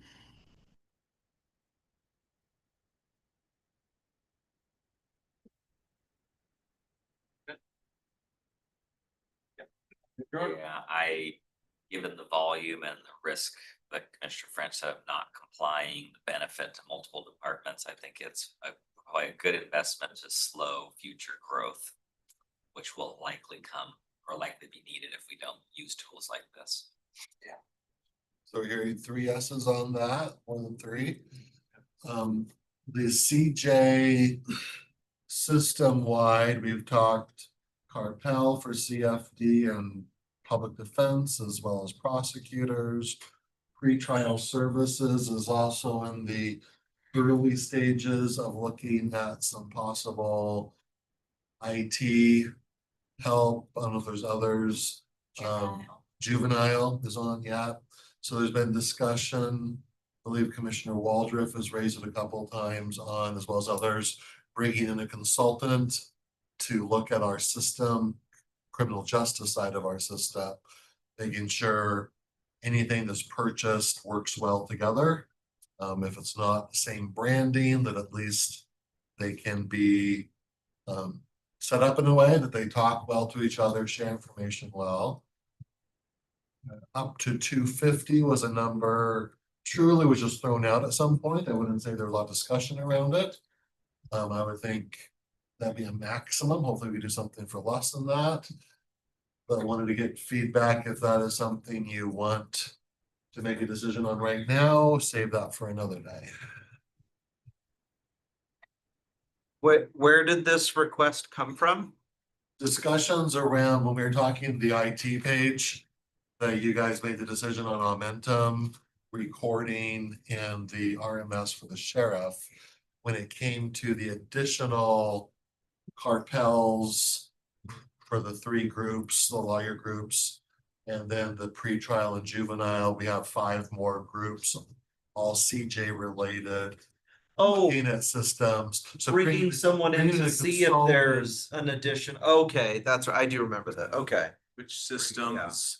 It's Commissioner priority. Is there a good order to install them? Is there does it make sense to go ABC or do you want to go BCA? Are there programs maybe we don't even know about or something like that? Okay, okay. Do we think there's a value add in trying to find an expert in this field to provide more information? Commissioner Waldron. So, I didn't know if it had to be done right away, but this was just a suggestion that, I think there's also the court software that isn't, I just think we have a lot of other older pieces as well that are we're going to keep getting asks and asks for, hundreds of thousands, if not millions of dollars of software upgrades, just because we have all these homegrown systems from 30 years ago. So anyway, a consultant cost would be like a one-time cost. So I'm not sure if embedding it in this spreadsheet is the right thing to do or not. But if we want to do it in 2026, we should somehow budget for it. I just don't know if it belongs in the operating budget itself. But You make a decision now in the budget, you could add it to contingency, or you could do nothing and do an amendment come January, February, or later in the year when you make a final decision, there'd be a lot of different ways to do it. I mean, Yeah, I would prefer to see how much this would really cost and get more sense of who, if we can find a firm that would really have some good expertise in this area. I don't know. I would rather wait and do it in the new year when we have more information rather than taking up these valuable operating dollars right now. But I mean, it's still a cost one way or the other if the board wanted to do it. I guess, have we done probably the most simplest thing in this realm of ask around to like our Tim Fitzgerald, some of the judges, the sheriff, the prosecutor? Is there a county in Washington state who has a system that is sort of the one that everybody admires? If everybody could just do, there's 39 counties in Washington state. Has a county already done this? And we can just copy them. I don't know. Counties, I think, have gone to their own associations, prosecutor to the prosecutors, the assessor to the assessors. I know Sparber gave me maybe a year ago an example, none of them were in state. Okay. But one was like greater Los Angeles area somewhere, a city, where they have made an effort to have everybody on the same sheet of music or systems that talk to each other. Yeah. So there is, but as far as going to another county saying, have you done what we're talking about right here on integrating everything together? Yeah. I would be very surprised if we're the first county in Washington state to say, you know, what would be really cool is if in criminal justice, we get all of our departments and offices, computer programs to communicate with each other. I really have a hard time thinking we're the first ones to think that'd be a good idea. And maybe just ask in Wasac or MRSC and say, hey, have any of the 39 counties embarked on this effort? And if so, hey, could you share your findings with us rather than paying somebody to come in and potentially reinvent the wheel? I mean, maybe we are the first. I mean, that good for us, you know, if we are the first ones to think of this, but you know, let's go the cheap route first. And if we have to hire that consultant, let's make sure we've at least checked with some other folks first. Scott? Commissioner CUNY? Remember in the boardroom the other day, I asked Clerk Tim Fitzgerald about this. And so he and I had a follow-up discussion. And so he's going to be asking around to see, you know, if there is somebody. We are like Pierce and King County did not go on Odyssey, which I don't know how they didn't, you know, so we are on Odyssey, you know, which is the state system that we have to figure out how these programs integrate into that. So he was going to be asking around to see if there is someone out there, you know, if there is some kind of any other programs that people are using, but if there's a consultant out there that could help us. So we don't have a cost as to what it would be, and we don't know. So, I mean, I'm happy to do a contingency just for an estimate. But, you know, I think so he is asking, you know, on behalf, because he, you know, all the kind of programs have to filter, I think, through the clerk's office quite a bit. So, so he's looking into it as we speak. All right, thank you. I know I've talked to Tim several times about, I mean, just generally about IT software in the criminal justice realm. And I mean, you know, he's rattled off what he thinks are the good ones and which ones he thinks are the bad ones. I mean, Tim Fitzgerald himself is very well versed in this realm when it comes to the software and the programs. So I was gonna add that I think the Safe and Healthy Task Force is gonna be looking at a variety of topics. One of them is kind of system coordination. And I wouldn't be surprised. I don't think they'll probably get to the level of, you know, specific software systems, but in terms of identifying functionally or systematically what could be improved Where with the the roadblocks coordinated are. data system. We might learn some good information over the next 6 months from that group that might help inform on how to find the right systems that are truly needed and beneficial. So I don't know whether that helps us in this conversation. Would it benefit us to maybe wait and see what they produce rather than hiring a consultant to also kind of be doing that same work at the same time they are? So maybe Well- wait until we get their report and then see, or, Yeah. and that report could be something very nice to, if we end up hiring a consultant saying, oh, and here, start with this. Here's a bunch of work that's already been done as far as where the log jams are, where the. Yeah. My only concern is I know the prosecutor's office and others want to move on these things, so if we wait, we're making them wait, but yeah, we could learn more in a few months too, so it's a good point. But with the other stuff, I mean, we can't move on Carpel yet, or a Carpel like, because IT's already said they don't have the capacity to do that. We And I need know, more staffing. yeah, so, cause that's what, I know the prosecutor wants that, and IT has kind of said, not this year. Yeah, so. So a couple things on, as part of our due diligence, we would be doing exactly what you're suggesting, Commissioner Burris. We would be talking to associations, we would talk to the WCAA, who has all the counties involved, to learn, has anyone done this? Have you identified a common platform that is working really well for you? Have you used a consultant that provided you a really good report to help inform on some decision points? So those would be all the things we'd be doing. I think we're really trying, what was raised as we went and had some individual meetings with each of you on the budget reviews. What was raised is ensuring that we don't make a decision on one particular system that could then have downstream effects and that passes data to other needed systems, as opposed to, hey, this is really a standalone system today. It doesn't talk to this one, it doesn't talk to that one. And there's a need in that area and it can be done in isolation, if you will, without having some cross impacts. That's where I think a value would be with having some consultant on board to help us do that. We'd want to find the right one who is familiar with Washington State, our statutes and our system and processes. I would be surprised if the Safe and Healthy Task Force got to a level of system evaluation. That would be really deep. Yeah. I think they would certainly be looking at process steps and where those processes are gumming up, or we need to think about changes in process steps. Think about like not lean management, but process improvement sort of thing. That's what I would suspect that the Safe and Healthy Task Force may get to, but not to a systems evaluation. The commissioners could say, we're not going to do anything right now. We're going to revisit this in early next year and talk about maybe a budget amendment for taking some one-time dollars out of fund balance.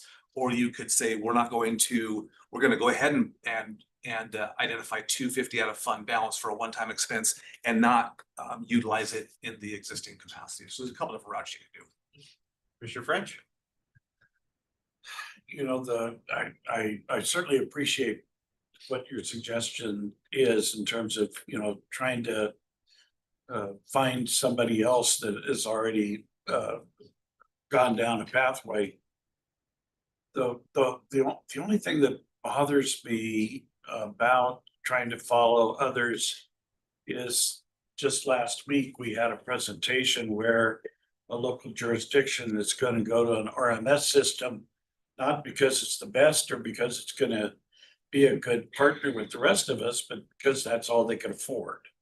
And I know that King County has struggled for the last 3 years, I think, with $50 million budget shortfalls that they've tried to overcome.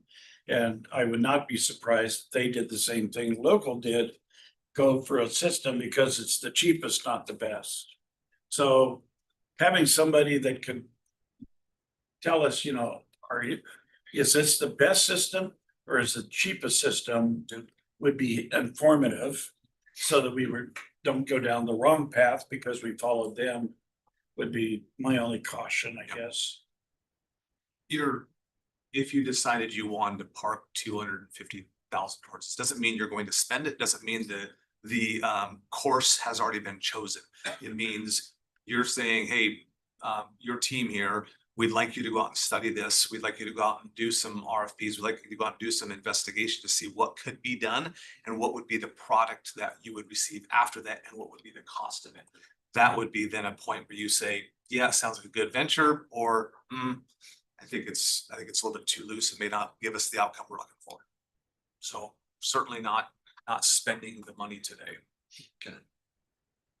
So I don't know exactly where we're landing on the money side. I think personally, I think you're gonna need someone to do the, like you said, the more detailed look in specific systems. I think the task force will inform on strategically what we need. But we're really gonna need someone to dig into the nuts and bolts here. 250,000 seems too high. See, and I know I it's think just a that's it. The suggestion. dollar amount is scaring me. I mean, Yeah. it's like, we're gonna pay a consultant to just tell us what direction for $250,000. That's it. It seems like a lot. Yeah. To me, I so. would just suggest maybe we could do 100,000 or somewhere, 75 or something like that. And then if additional needs to be brought out of contingency because we've got the best consultant and we all agree that's the person we need, then we could have that conversation. But I'd like to start it quite a bit lower. I think I agree with Commissioner Jordan on this. There was. Gonna write down. I was gonna. I gotta write that- I'm gonna write that down. Say it one more time. Mark the time, November 10th at 10:41. I said it. There you go. There was no magic about the two I've fifty. worked for 2.5 years to hear those words. The 250 was, there's no magic behind that, not supported by anything other than a placeholder. So if you want to do 100, that's, we start that and come back. Tim and I were talking to the National Center for State Courts has technical assistance for these type of things. So we might explore that route. See what they have to offer. Yep. More of just, were you supportive of the concept of having us do some system evaluations to help inform on priorities, impacts, decisions versus individual one-offs that may have some of those negative consequences that we didn't know about. All right, so I guess I will ask budget for their expertise. Is putting a lower number in there acceptable? Yes, any Okay. number you all want, or no number. Like we said, we can take it from contingency next year and deal with it all. Then when we get our ducks a little more in a row. You could put 100,000 in a line item for this, we just add 100,000 to contingency, so it's there. What do you think? From? Waldriff was looking to chime in. Commissioner Waldress. Oh, I think putting it into contingency is fine, and I'm fine with a lower number. I was just gonna comment on when Mike Sparber mentioned the national courts organization. Wondering if MacArthur Foundation might also have some ideas for us, but that was just a side note. What about putting 75 additional in contingency? How much is it, 75? Yep, 75 or 100, I'd be fine with. I mean, whatever. Fine with 75. So 75, 80, 88. What do you think? 77. And 75. What do you think, Al? This is a reverse option, good lord. I'm okay with whatever number you guys are. I agree with you, 250 is too much, but 75, 100,000, either way, doesn't matter. Let's do 75. Those in the room get to make the I decision. hear three. There are benefits to being in person, so 75. We got Three three. of you in We person. got three for 75 here.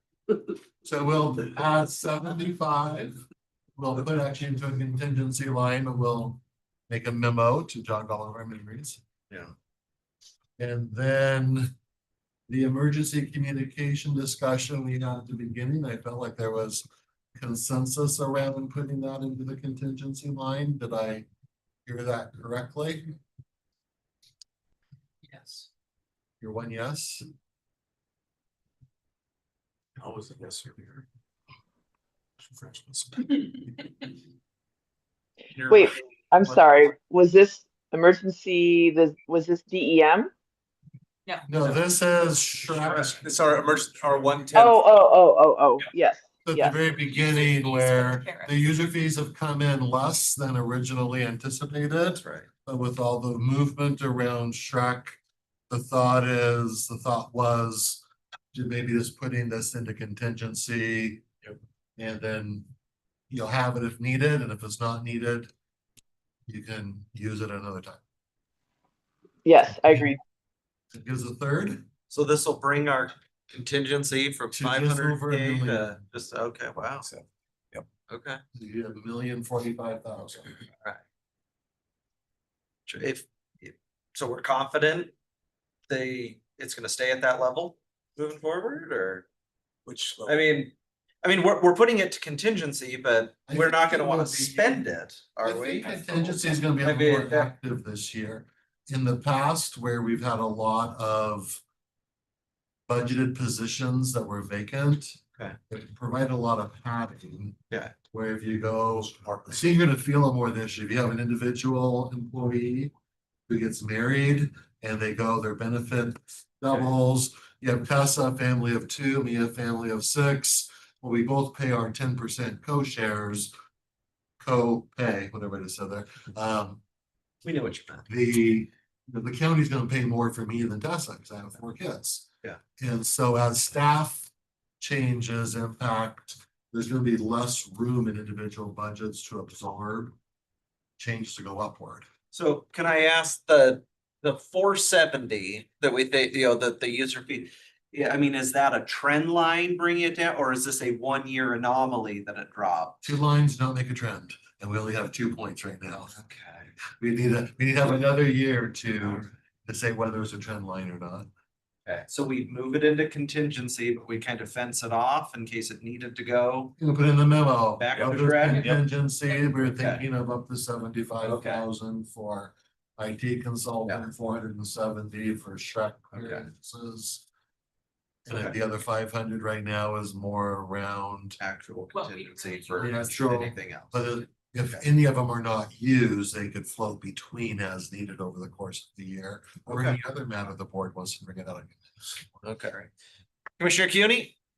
So, okay, so I just want to make sure. So these are user fees that Shrek, their budget is coming in lower. So our sheriff's department is paying less.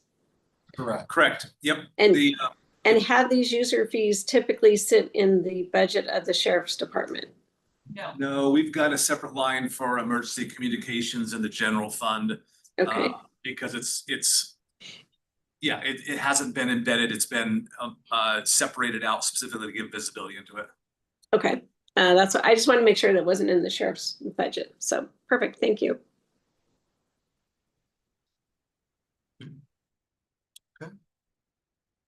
So I just want to circle back up to detention, the 3.3. You guys had said that's a minimum. Is that where we're at right now? Is there more discussion that's needed? We are hoping to bring back a completed budget next week that will be posted. This is why I wanted to get to the bottom, because now we see what's remaining. So $77,000. So that's what we have left to plug in or move to fund balance or add to contingency. Lots of fingers up, so we'll go with that. Mr. French. And so I know when I suggested this, some of you thought that I was kidding, but I'm not. I think we ought to be reaching out to the fire department for the city of Spokane and seeing if they would like to use the building as a fire training opportunity. And you can buy a match for a lot less than 3.3 million. Building A at Geiger. But isn't building A where the kind of command control office is? So we're closing it, but we can't burn it down. Well, Because there's one room in there we're still gonna use. And probably a bathroom too, so. you can get one of these little square built bathrooms and put it in the parking lot and use a phone. I mean, What more do they need in the control room than just a phone? for Give $3.3 them a cricket phone. million, get creative. I mean, pull a emergency vehicle on the campus and use the electronics out of that. I mean, that's a lot of money to tear down a building. I'm just telling you. No, there's nothing in here Nope. about Tear it down. Because money doesn't tear down the Building, building. Geiger, and eliminating programs and positions Yeah, by our lease agreement with the airport, we've got to tear down the building. no, because, no. But we're still paying rent. I don't think it's gonna the building until we. You're are still gonna totally pay done rent. on the space. Yes, you're still gonna pay rent. We're closing on a on. building that you're not gonna use. Partially. I think you can make a case for the admin building across the street to maybe divide and conquer. But when building A is inside the same fence as building B. I don't know that we can. Essentially, we're closing the second floor of building A, right? Everything except for the first, one, yeah. Yeah, So the third and second one, yeah. Second, third floor being closed. First floor, we're still gonna use for and we're evaluating the administrative. admin commands. building. There has been talk about possibly moving staff from the administrative building onto campus. And then that, you know, with that one being across the street, maybe we could give that parcel back. Reduce the rent, see if they want that one totally torn down or if they have another use for it at this point. So in there is like our finance services, which would likely come down here. And then the custody folks would move over on site. If that were something we want to pursue on the administrative building.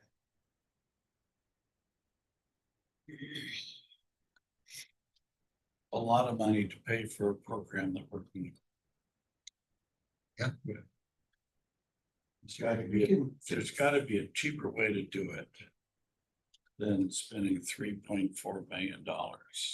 That's to essentially keep Geiger open, with the exception of the 40 or so individuals in the A building. That's what the 3.3 is to. Stat, so if we are keeping Geiger status quo, that would be an additional 2 million on top of the 3, so we're saving 2 million Yeah, and coming, so I got it. Yeah. It's a lot of money. it is a lot of money.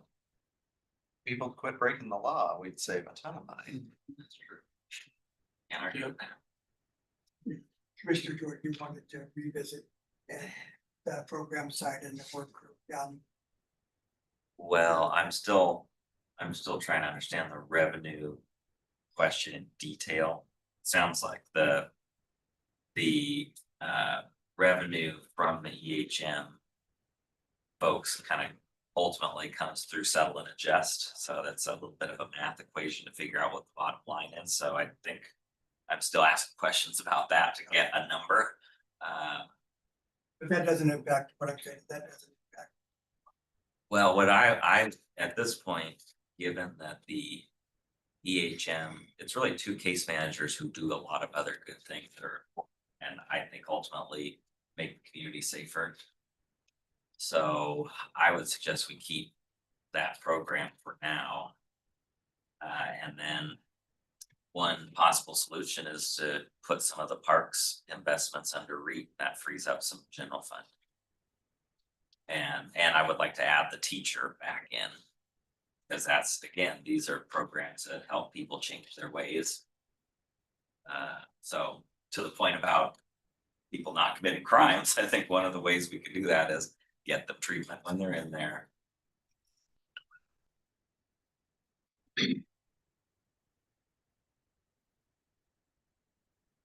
So Commissioner Cooney, Commissioner Kearns has stepped out for a minute. Back in your hands. No, back in my hands, really.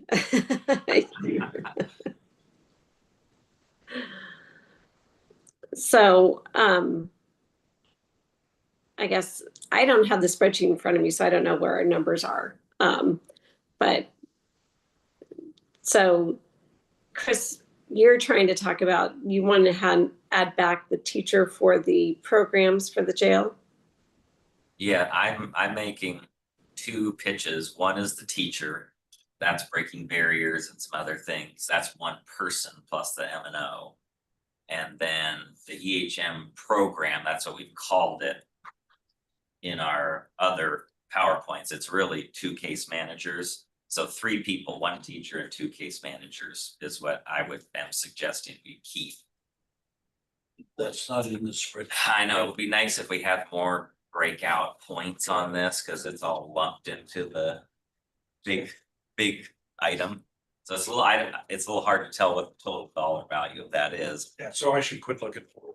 Yeah, it's not there. It'd be 174,000, I believe, from the presentation that detention services gave For the on teacher. 10/13 for the teacher and the education program slide, it's slide 21. At $174,000, and then What's the case managers for EHM? You got that? it is, I only have the fully loaded EHM Yeah. program cost, and that is $246,000. And I'm also wondering on the 246 if it's actually a net lower because of the revenue that we may not be calculating in, which we don't know yet. Right, so my thought is like for $175,000, if we try to say, okay, detention services, because again, the amount they have there is just an estimate as what they think the cost savings will be. I think we keep it at that number. We asked detention services to put that back in because I do think it's important to have some of those programs. Otherwise, I mean, we're not accomplishing anything with the people that are in custody. So, but I think we could ask them to try to do it within that budget. 174,000. I have a observation or maybe a question. Could we, I think if I read through all of the email strings, there's a component of the programs with regards to teaching, like the GED, breaking barriers, that only required a case manager, but not supervision. And so part of all of these proposals back from detention services, if there were choices to discontinue A, B, or C, that would free up some of our officers to come back to the jail and reduce our overtime at the jail. So is there portion of the investment that could be done that achieves partially or most of what Commissioner Jordan was raising that doesn't require a correction officer to be assigned over to that, but yet keeps them in our general supervision program? Does that make sense? Is that the EHM program you're? No, just our programs. I think Just one of the comments that I think I read on the email was in order to do these particular types of our teaching and our programming, only the case manager is needed. We don't need supervision. We don't need a custody officer to be in there. Did I see that correctly? I'll double check. Okay, so it's just one of the ideas to float if that's where the commissioners wanted to look at. It's may not be accomplishing everything, but it's a little bit of a meet in the middle, if you will. And we definitely, the 174 we can do, because it doesn't require officer supervision for those programs. So Oh, it doesn't. For the entirety of the 174. it's not. That's required. just supplies, case manager for teaching. Teachers, yeah, the supply, the M&O portion of it. Yeah, it says 111's a teacher and 63 is the education and So going back to the caseworkers are probably more on the opioid settlement, the anger management side of it, and that those do require supervision on that side. So Re-entry. we still would only have one caseworker remaining. I think what might be helpful is to be able to show, okay, for the 174, make it clear, here are the programming that is being able to be delivered. And then for the HM, and there's, but then what's that? Sorry, go ahead. No, then the case managers are a whole, or another separate set of deliverables. So what is the deliverables? Just remind ourselves based on it might be on the slides. I was just pulling it up as well to see if it was laid out on that. But the EHM is what it will require armed folks to go out in the community to check on those folks. So that's officers for sure on that. For EHM, they're saying 195 for 2 officers and 51 for the M&O of EHM based off their Email. budget slide present. This is off their presentation. So I have. Just getting confused now. Don just did that. You know,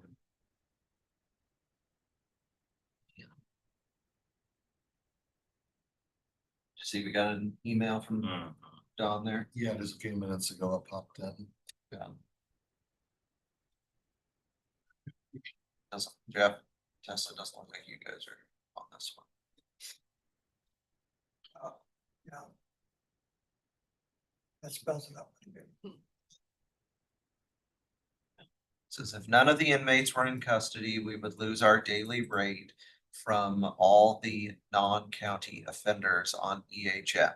2024 daily rate is $187.47 per day. 1,411 non-county inmates on EHM. Revenue loss would be 264,520. Or 1,411 inmates per day, so that's, okay, how we got that number. And then it says on the expensive side, the AHM program had a net loss of $278,000. Let me know if this answers your question. But he's indicating that the revenue is 264 for that, so it's almost a break even? Is that how you read it? 1,411, those are days, right? Those aren't the Yes. number of actual people. Right. And that tied to a previous email.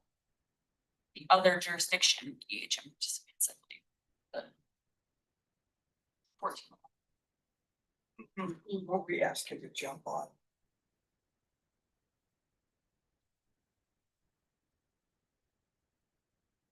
I thought we said when we were talking with them about their presentation before they gave it, it was a huge cost of it all.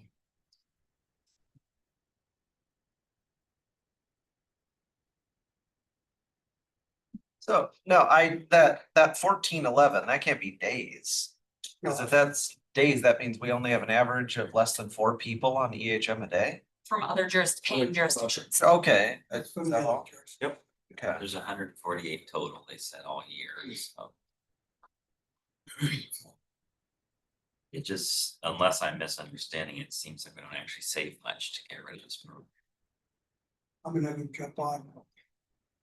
I also think it is a determination whether the courts would allow them to be out of custody or not. You may end up collecting the revenue. There's a lot of variables in those factors, I think. Yes. So if they're on a private security, so. Right, but we also don't have the work to deal with them, but the court may not allow them to be released. And they may require them to be in custody. So then we still collect the revenue that we'd already been anticipating. That's the opposite. Either way, I think I asked John. you do ultimately save some.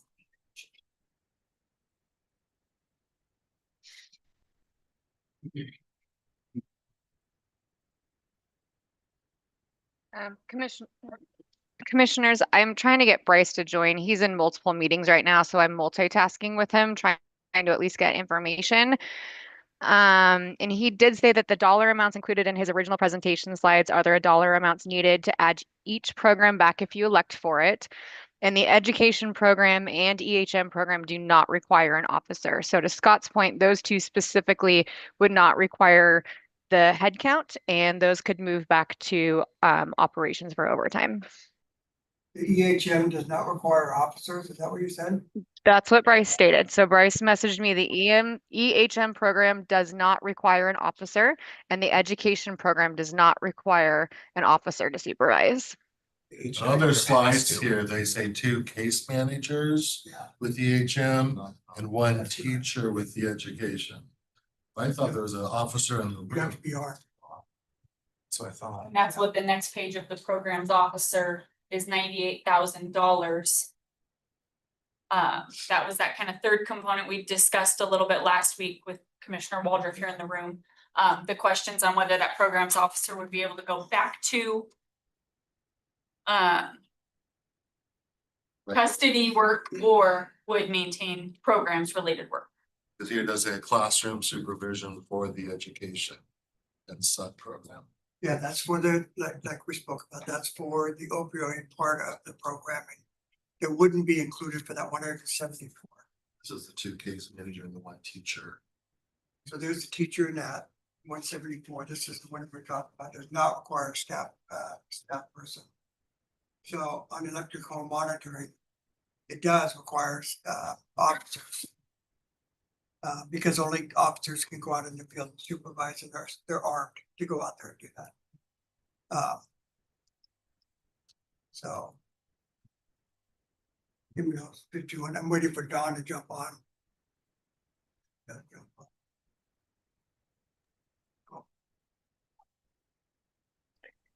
Are those the same officers that would also be going out with the work crews? Or are they different? Different. It's usually a sergeant, and so one of the things that they had was the sergeant was doing it. They was doing multiple tasks, but they did not backfill a spot out at Geiger as part of their presentation. So they were gonna shift the responsibilities of the one sergeant to take on some other duties. And then generally he has one other officer that goes with him.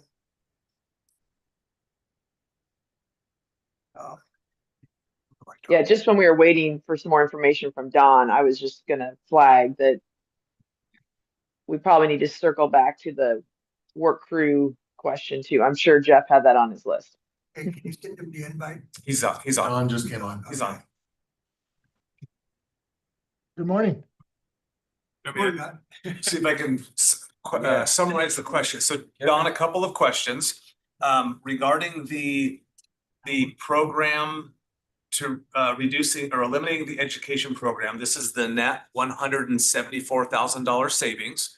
As we read this, that program, if the commissioners wanted to buy it back, that provides GED, breaking barriers, financial literacy, anger management, partners in parenting. It is keeping a teacher that we have to provide that. And that's a salaries and benefits plus the M&O is the entire 174. Do we understand that correctly? And also, is there any custody officer that would need to be provided for supervision, or is this done without supervision?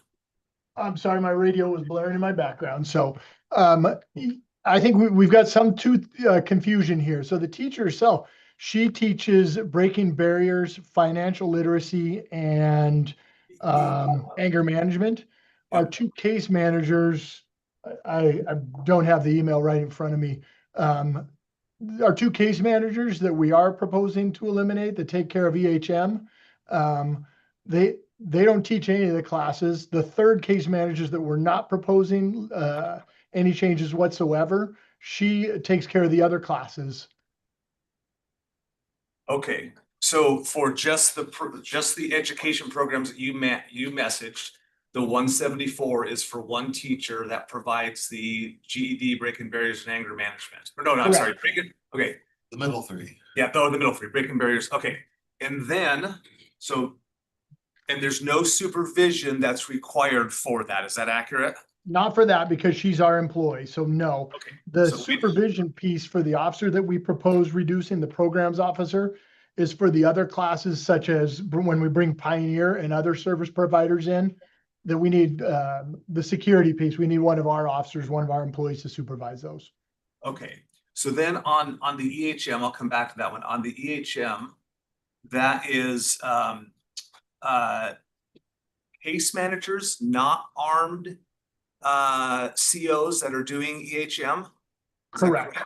So there is no armed officer that goes out in the field to visit individuals who are on EHM. Actually, that's not true. Our case managers take care of it in the office, and it's one of our sergeants, and the case and the programs officer actually go out, and they are armed, and they're the ones that actually go check on. So but we're not proposing losing it. They have other duties the rest of their week. And then Don, the two caseworkers are checking on getting them set up on EHM and then making sure they qualify to do their portion, or we're qualified to go out on the EHM. Is that correct? And monitoring. They do, as well as the active monitoring itself. So they're the ones that make the calls. They're the once a week. The once a month checkup is actually by a the sergeant that's in charge of programs, as well as the programs officer. So, but they do have other duties as well. So it requires officers to do the outfield stuff, right? And then the two caseworkers you're talking about are the ones that are doing the internal component of it, which is lining them up on EHM and making the calls, the phone calls.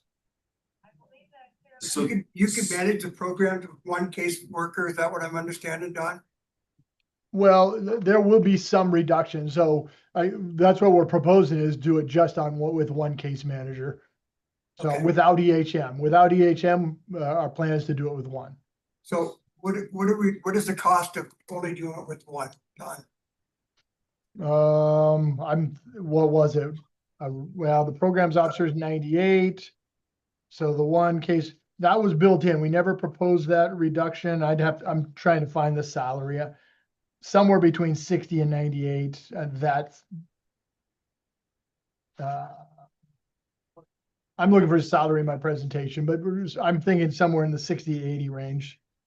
What I'm asking though, Don, is not the financial side, what do we lose programmatic wise by only having one caseworker?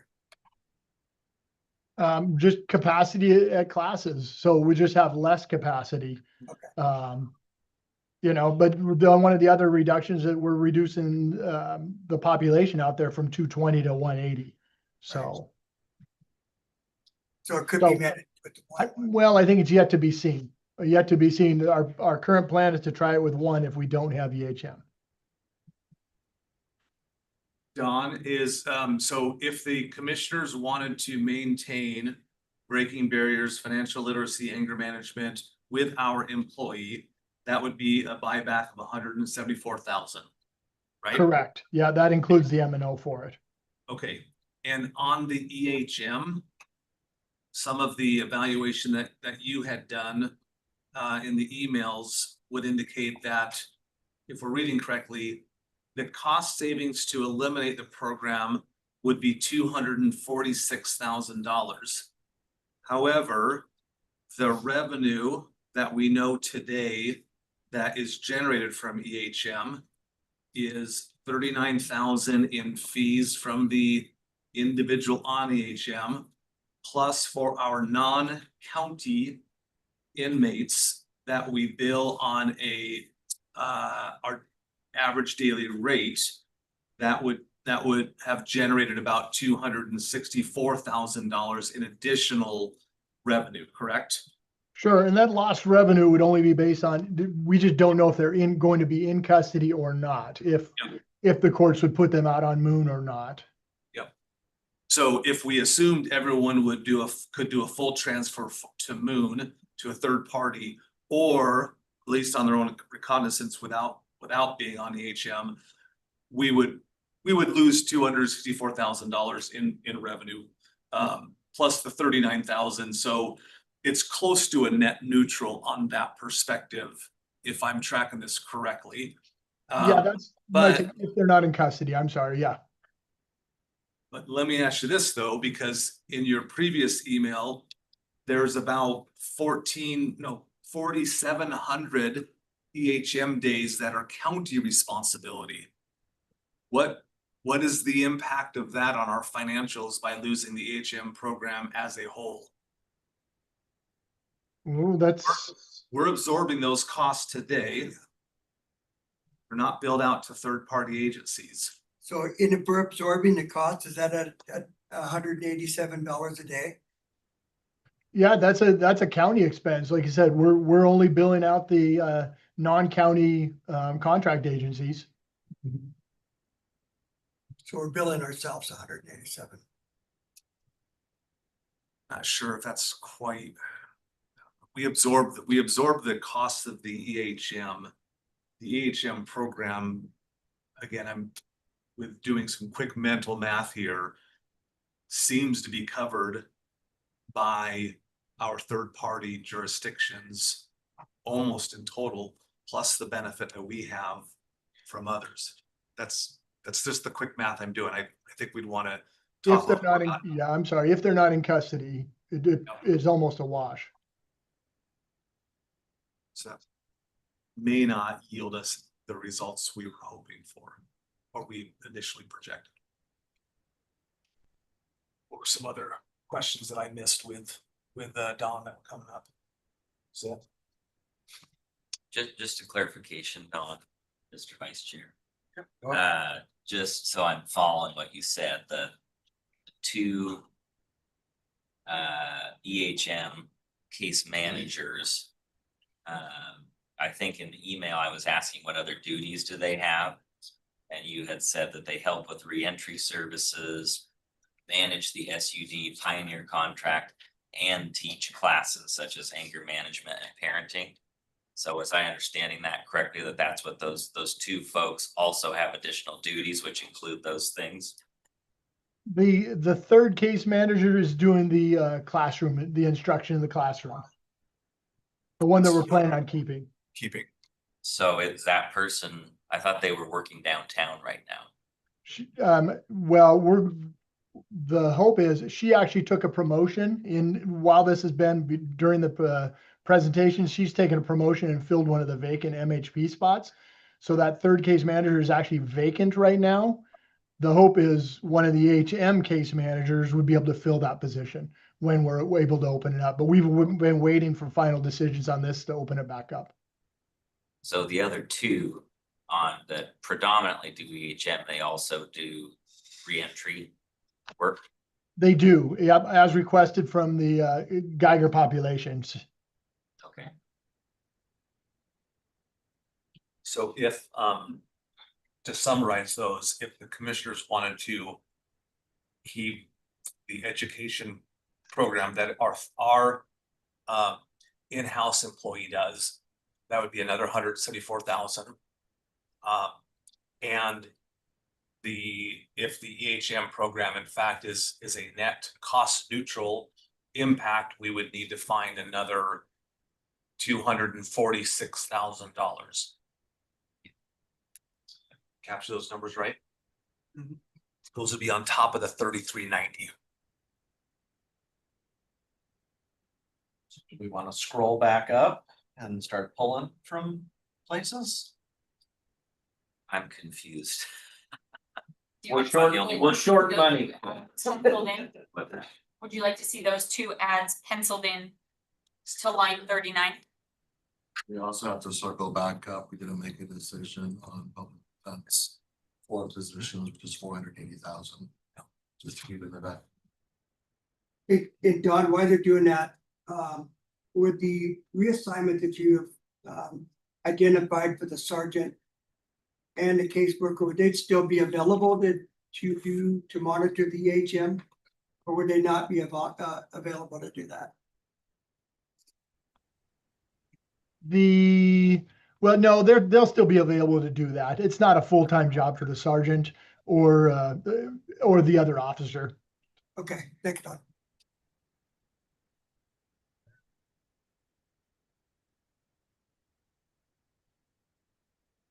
Who's on first?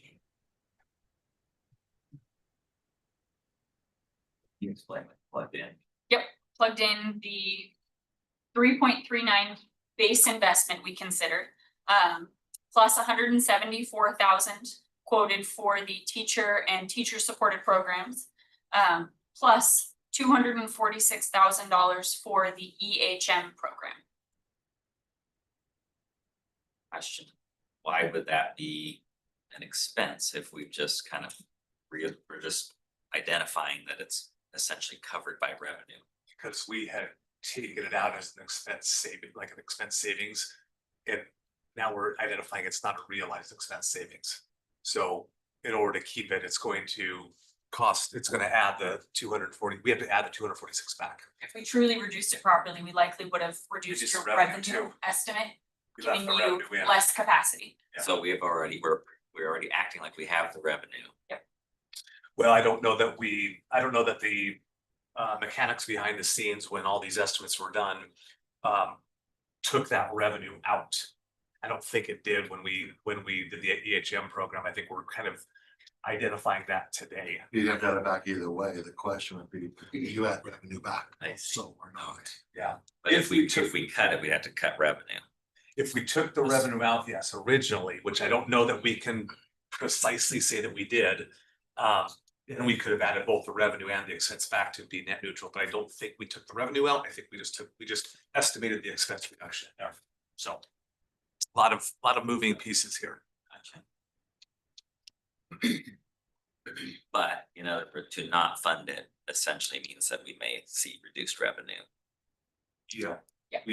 We would probably have to go in and reduce revenue if we kept this out by that $260,000.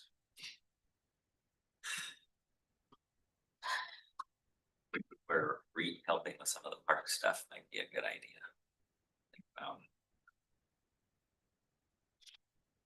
Measure one's looking pretty good now, isn't it, Chris? Measure two, maybe, we'll see. It'll always be measured.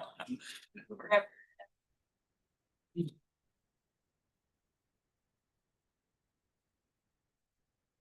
So we have this nut as well as the 480 for public defenders that you wanted to circle back around. We get to this point, so looking at about 820,000 total. If you're looking at what's in the hole there, adding 480 to it.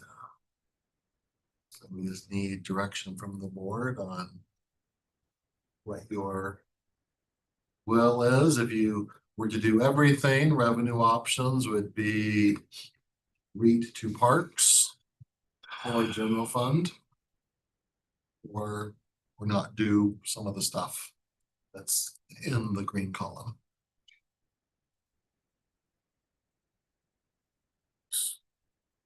So maybe I missed it.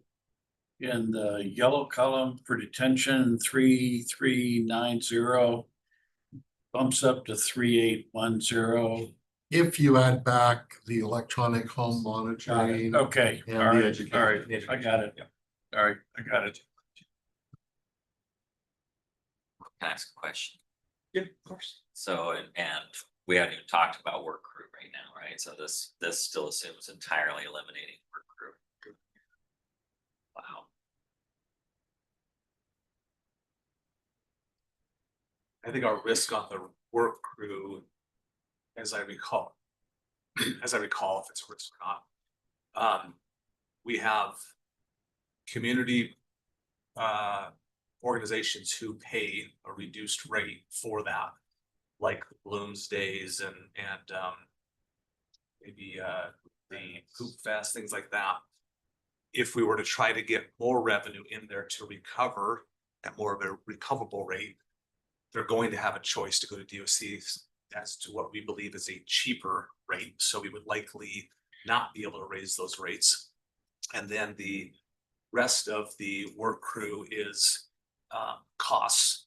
We don't by having the individuals, this is why I need someone to verify if I'm tracking this correctly.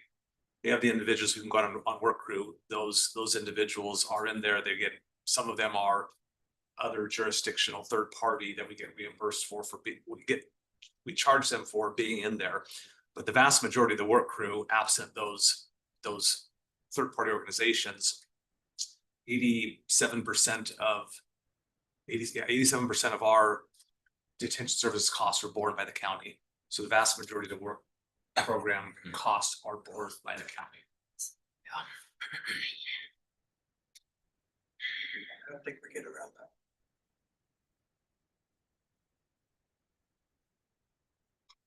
The only way you make that work is if you go ahead and bank the emergency communication savings. That'd be another option. Which is a big unknown.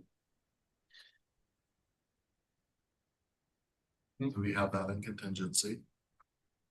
But if you do move some of the expenses out of the general fund and over to REIT, how much do you save? Well, right now there's 160 here, but we spend about 4 million a year of general fund on parks. So you could go as high as 2.4 million. That you could essentially use REIT to supplant general fund.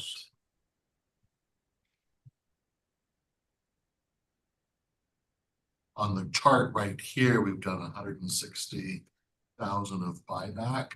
That doesn't include the original 4 million in their balanced budget, which is backed by general fund.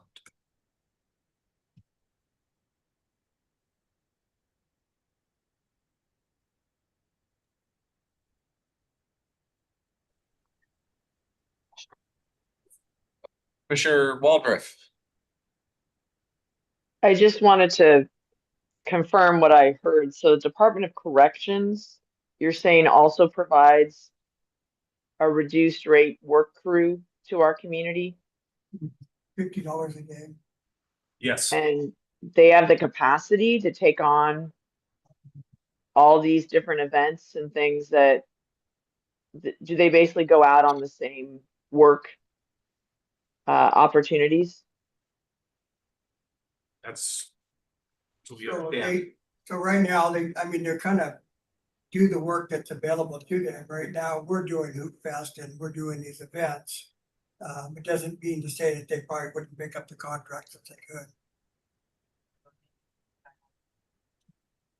I mean, it's one thing to say that they charge that, you know, they have a low rate, but do they have the capacity to take on these different events? So that's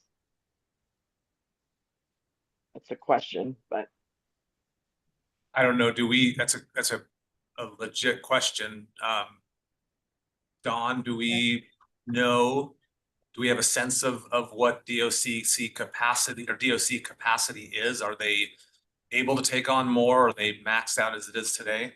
We don't know that. I didn't look into that during this exercise, but we did, in order to recoup all of our expenses, we'd have to go up from, I don't know, 385 a day, which as over the last 10 years, we're in the $200 range and we've made our way up to 385 a day. At least Jason, who was our sergeant in charge, or Jason Robinson in charge of work crew for years. It's his sense that we've pretty much close to the tolerance in the community in order to pay for the for work crews. But in order to recoup all of our expenses, I think we figured it would be in the $800 or $900 a day range.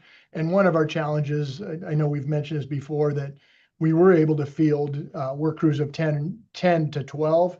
Right now, just due to the custody level of the inmates in custody, we're only sending out 6 on each of the 2 work crews right now. So we can't offer the same product we were even offering just even 3 or 4 years ago.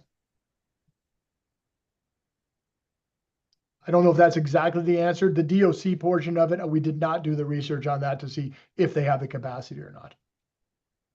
But I mean, I think we gotta ask ourselves a question. I mean, when we're making our budget decisions, are we truly gonna base it on whether DOC has capacity to pick up third-party community events? I mean, say they don't. That doesn't mean we have the money to continue this program. I mean, I Right, but it was. a lot of what we've done, you know, outside agencies and all this, it's like, well, what's the impact on them? And I think we're kind of ignoring the question of, well, what's the impact on the county budget? So, because at the end of the day, that's what it's all gonna come down to. Can we afford this? And right now, that number at the bottom is negative, so. Right, it was just stated in this meeting that DOC would basically be able to do it at a lower cost. So I just wanted to make sure we, on the record, if they're not able to do it, we have to have accurate information. Yeah. For our community partners. Yeah, no, irrelevant to our budget situation. Commissioner CUNY, you had unmuted earlier.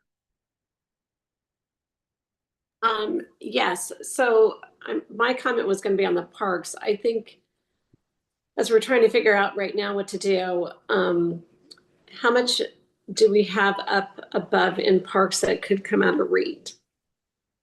Up above on this chart, you have 160,000 that you have added back to their base that could come out of REIT. You could also take up to 2.4 million of their base general fund budget. Right, which I don't want to get into doing all of it out of REIT. I mean, that REIT is our one-time money to do more capital type things.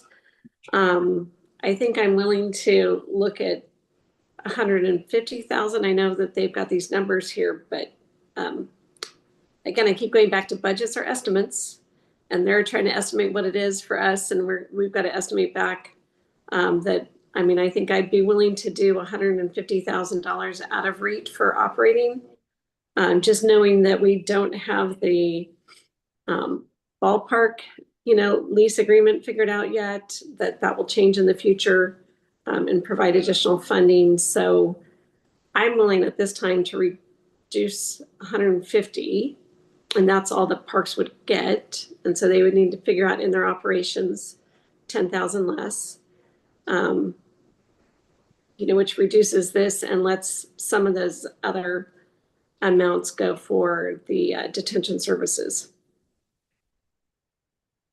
Have other people open it up? Commissioner French? So so the shortfall is 342. 544 now, right? And if you take the two items above for parks and take that out of REIT, you got 160, which leaves you 182.5 shortfall. If you take the 75 for contingency instead of putting it in a budgeted item, then we do the consulting when we've got the money. Now you're down to 107,000. So if you took 110 out of operation out of REIT for operating the parks, you're there. So 250, or Commissioner Kennedy suggested 150. You're saying if we go up to 260 with everything else you did, we'd be there. No, 110 versus 150 Well, yeah. is what. The Commissioner Kennedy just took 160 out to 150 out to REIT. And he's saying another 110. No, not enough, 110 instead of 150. That's what Commissioner French is. Oh, Because your nut is 107, so give yourself some breathing room, just around it to 110. it doesn't matter. I'm not following. Good. So, You subtracted 160 off the top. no, okay, so hang on. So you're saying the 75, so put that to Put that- 0. Contingency, yeah, 75 so- to 0. Okay, so now And what's the then- next step? then go up above for the parks. And the 84 and the 16 or 76 and the 84, That's That's above a hun- 160. 160. And leave that with REIT as opposed to the general fund. Okay, so 0 amount. So for zero this goes out. exercise. And then go down and zero out the 75. He already did that. Started with that. 107. Okay, so you That's got about REIT. 107, 544. And just take 110 out of REIT to parks and your balance. But you took out 150 up above Go also. go back and put 110 now. Yeah. You could do it that way too. So Well, that it means is we're like- taking You would take- 270 Yeah, out of REIT. Out of REIT. yeah, Okay, yeah. I get it. 110 out of REIT instead of I get you. I thought you 70. Lots of big. Oh. Or we could increase our sales tax revenue by $107,000 because, I mean, Yeah. it's such a small percentage that it's just could be included in the sales tax that we anticipate. You can do that too. Yeah. Yeah. I mean, that's the way. Just an estimate. Is the golden age of America. 2%, it's Would we be equal to 2.1%. our services sales tax that we haven't yet estimated much on? What's that? Yeah, I mean, the big beautiful bill is gonna kick in and all of these problems are. Currently at a 2% sales tax, and this is really just a rounding error in the world. Yeah. I'd say we put a fork in it, call her done. With the sales tax rounding as Commissioner Kennedy. Yeah. Al nailed it. Question. Mr. Vice Chair. Don't take us in the opposite direction here, Chris. Do I wanna call him? I'll wait till I'm called on. Go ahead, Oh, go thank you. ahead. Just that we still don't have a public defender number in, is that correct? Correct. So we're There's still another assuming laying off public 480,000. defenders, just to make. Your things comment right. is not well taken. Please don't strike it from the record. Can I Just ask? keep it up and you'll be worth HM. Scott, can you remind, how many vacancies does Colin have right now? Oh, We actually looked it up last week. It was just the new ones we just opened up because of the state funding. Okay, I think he might have one offer out, so there might be one vacancy. okay. I thought you mentioned though that he's lost some more. I thought he recently. did. I thought when he was in. A lot of them are on paid admin. I think that there's was still mentioned. employees. That's a good admin. Recently. I wanted to, before we settle on that 3.8 for detention, Bryce is on and I've asked him to speak to the revenue assumptions that we were talking about earlier. If he did in fact actually reduce out of our revenue projections for the EHM program, I want to make sure that our assumptions are correct here, what's needed. Bryce, did that make sense what I was asking for, asking you? It did. I just sent you a message also, just to kind of clear up a little bit. The options that we presented, so row 38, 39, 40, were purely the expenditure side, not including the amounts that we bill out to the other agencies. So the county is responsible currently for between 80 and 85% historically, and then between 15 and 20% gets billed out to the other outside agencies, the cities. So these numbers that you're seeing here are purely the expenditure side, not necessarily the net number that the county will be responsible for. So sorry if there was some confusion there. But in reality, if you're looking at 3.39 as the one you've got highlighted there, really that would be the county's general fund hit would be about 85% of that. Which is about 2.9 million.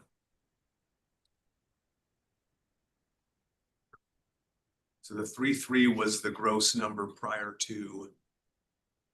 be gross prior to billing out for, let's say, 15% recoverable from the jurisdictions. So rather than, is it fair, is it a correct way to look at this, Bryce, to say that 3.8, if the commissioners wanted to buy back EHM to maintain it and buy back in the education programs with the teacher, 3.8 is the additional, but if we take 85% of that, is that the net general fund impact to the county? Correct. That would be the estimated amount that the county would be responsible for out of general fund. And that appropriately also because that recognizes the revenue offset that we would have for that. Correct.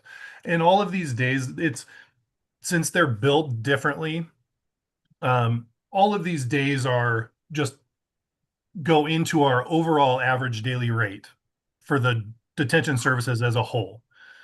So where you were talking EHM, and there were approximately 4,700, I believe, was the county number, and I think 1,400 approximately was the non-county. Those days would, if they stay out, right, they would come out of our ADP, our average daily population, and total inmate days. If they remain in one of our facilities as the alternative, if EHM didn't exist, then those days would still be there. Yeah. So if we were to apply the 85% of that 3.81 million, it would be 3,240. So can we put that in as opposed to 3810, multiply that 3810 by 0.85? Because that's the net cost of the county. And that 85 is more historical. This year, I think we're shooting a little bit higher than 80%, but below 85. So 85 is probably a safer estimate, more conservative estimate. So what's the 3210? The 30, if you take that 3810. Well, what is that 38? The 3810 is to close Geiger but buy back the so it maintains Geiger. I see it now. I'm sorry. Yep. I squinted a little bit more. I can read it. Okay. 38.5. Yep. 30. Yes, just rounded to 3240. 3.24 million on that line. And that's our 85% number. This whole number. Yep. At 85%. Yep. There you go.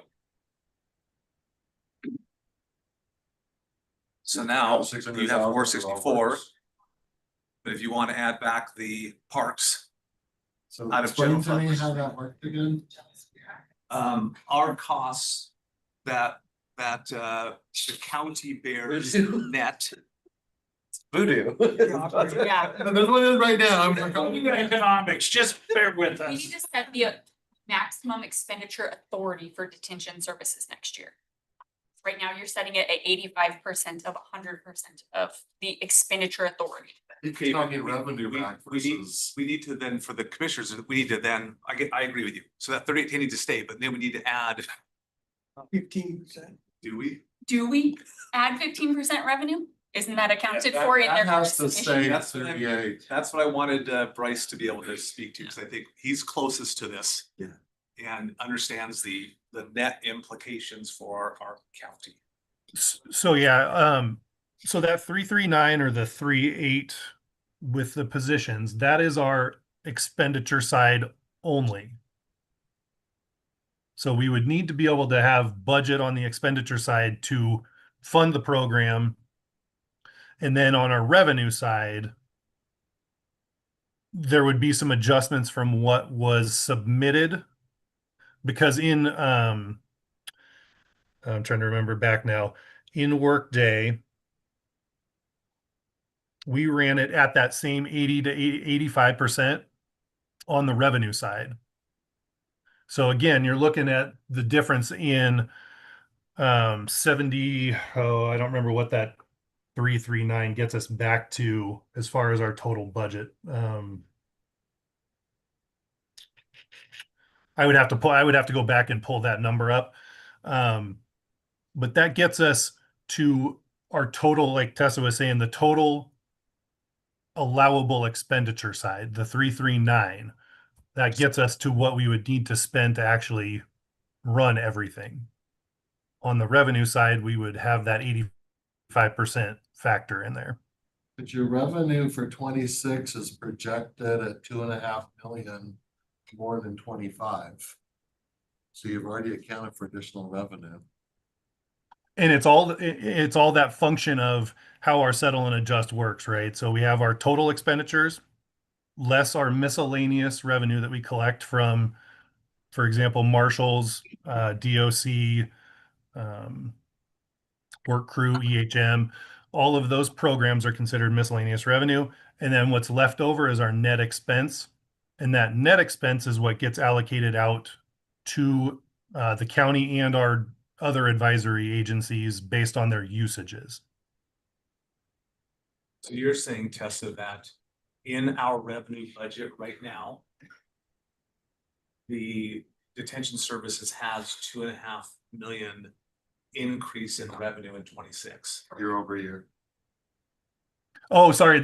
And that's a function of our budget going up also. But that was, that's before, that is assuming that the status quo stayed in place. So in order to realize that revenue, the commissioners would have to find the additional 5.39 million to keep those revenues at that level. Correct. And with so many moving pieces in all these options, it was hard to nail down where we would actually land in what impacts were on each one of those. I think we have a gap in revenues. I think we do too. I think we need to break for lunch and think about this. Have to come back. Commissioner French, my head, I was looking at it, see you at 1:30. That 3.8, if that's what you decide on option 2, there is a revenue that's going to come out of our top line that has to be adjusted. So our yeah, we're probably in a gap. We're probably in a much greater shortfall situation. All right, well. Seems we need to tie some loose ends up there. Can you guys do that before the 1:30? Do our best. Do our best. Scott, do we need to talk, based on your conversation with Preston? Yeah, just I had a conversation for the board's awareness with our prosecutor last week, and his belief is that the Carpel investment is fairly as a fairly isolated decision point that does not impact other systems and other information being flowed back and forth. So I told him that I would grab a meeting this week, or it might be this week or next, with himself, with Jeff and Tessa, and with Kevin Norris, our IT folks, to just test on the capacity within IT and really better understand if it is a standalone system. Because what Preston is articulating is the amount of manual entry that has to be done from police reports coming over into, I think it's called Caseman. Yep. If you were able to invest in Carpel and it did not have any downstream implications on other systems, it could likely have some M&O cost savings in the near term here. So if that's accurate, and then it comes down to a question of what's the capacity to take on another project in addition to Aumentum, RMS, Alzheimer's. So I just for awareness, I think it is worth having a further dialogue around it to see if we can get some better information for an informed decision on it. That would be a possible follow-up for next week. And minimize follow-ups next week, but we are spending into fund balance a bit for the ITs. Yeah. And you all could, if that doesn't mean you have to make a decision as part of this budget, that could be an exploratory thing that we say, and once we learn more about it, and we say, oh, we think we could actually accomplish this in 26, the board could do a budget amendment and say, yep, let's take a one-time costs, one-time expenses out of fund balance to purchase that because we think the long-term savings are actually beneficial. And I would assume the scenario could be, we get halfway through next year. I mean, like, so today IT could say, there's no way we can handle that. We may get to June of next year and IT could say, hey, things went better than expected or quicker than and now we do have capacity, and it's up, we do mid-year.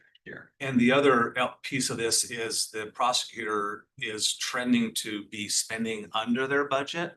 So you could also say, we're going to commit some of those rollover dollars in the general fund reserves to this project for next year. So that's another budget tool you guys have at your disposal. All right, we'll get to work on the detention services side. Commissioner French, you said you had a miscellaneous? No, Right, or did? I think we discussed it around the. Oh, that was it. That was the it. miscellaneous. Budget, Oh, yeah. okay. Yep. Then I'll ask, does anybody have any miscellaneous items this morning? You guys want to do a press release around the Justin matter and the food banks? I think so. Yes. Yeah, definitely. Okay. Absolutely. I've already had Pat queue something up in anticipation of that. There he is. Yeah. Pat? Yes, I have a draft press release on it. Are we anticipating action this afternoon or next week? Next week likely. And well, with the timeliness of it, if we go to Sabine today, Go now. I mean, certainly could. I think we got 5 head nods on getting the dollars out there. I don't know to what extent we've connected with a second harvest yet. So do you think they'll turn it down? wouldn't anticipate they will, but No, We so. need to hear back from George on his side. we're comfortable with the recording fees being available for it. Yeah. Good. Go for it, Pat. What else you got? So Okay, before Pat goes, Mary, you're up, Mary. You okay, I'm gonna just check, can we do a by leave on a special meeting, because this afternoon is a special meeting? Cannot. Call out. No, we cannot. Okay, Could we take a vote right now if I were to open it up for comment? This is is this a special meeting or is it? No, It's strategic. It's strategic, yes, you can. There's the motion in a second and you. What type of what would be an appropriate motion if we wanted to get those dollars out the door as quickly as possible? Would that be prudent or, I mean, You can do it. That's We could legal also do review. it, we could also do it this afternoon. We could have a. Special meeting. You could do it after the special meeting. We're continuing this meeting. Continuing this to morning. to After the this special afternoon. meeting. I thought we were. Yes. Are we? Yep. So the budget conversation. Oh, right here. Yep. Okay. The below item will be continued after the 1:30 special meeting or as soon there. Okay. We can't do it at the special meeting, but we could do it bi-league. Once we adjourn After the the meeting. special Special meeting, meeting. we continue this idea. Okay, okay. That'll give us a chance, Matt's to Let's do to that. look at it and then come up with a appropriate motion. I would say maybe be more general to commissioners are going to vote, we're going to make a motion to put up to $100,000 into the community for food assistance and identifying partners to use that. Can I ask why did we go the special meeting route for a letter and a resolution around the poet stuff? Why didn't? You didn't have a you did not have a 2 o'clock tomorrow. 2 o'clock tomorrow, so these are your 2 o'clock items that are being moved to today in a special meeting. Okay, And it was gonna be something you took action on. okay. And we wanted to get the poet item out as soon as possible. Okay, but couldn't we have just made a motion on that resolution and opened it up for comment? And I mean, I guess I just don't know why we did that. And if we're doing a special meeting, why didn't we do a full consent agenda today as opposed to tomorrow, you know, because we're not meeting tomorrow? Why wouldn't we have done a full consent agenda? Well, we did look at that as well, because your schedule is already set for the end of the year. None of the departments had and put their consent items on Okay. today. These were just two more timely ones. Okay, all right, sounds good. Okay. All right, Commissioner CUNY? No, I think we're good. Okay, any other miscellaneous? Not seeing any? Okay, all right, then we will continue this meeting to continue to after the 1:30 special meeting or as soon as possible thereafter. All right, we'll see everybody back.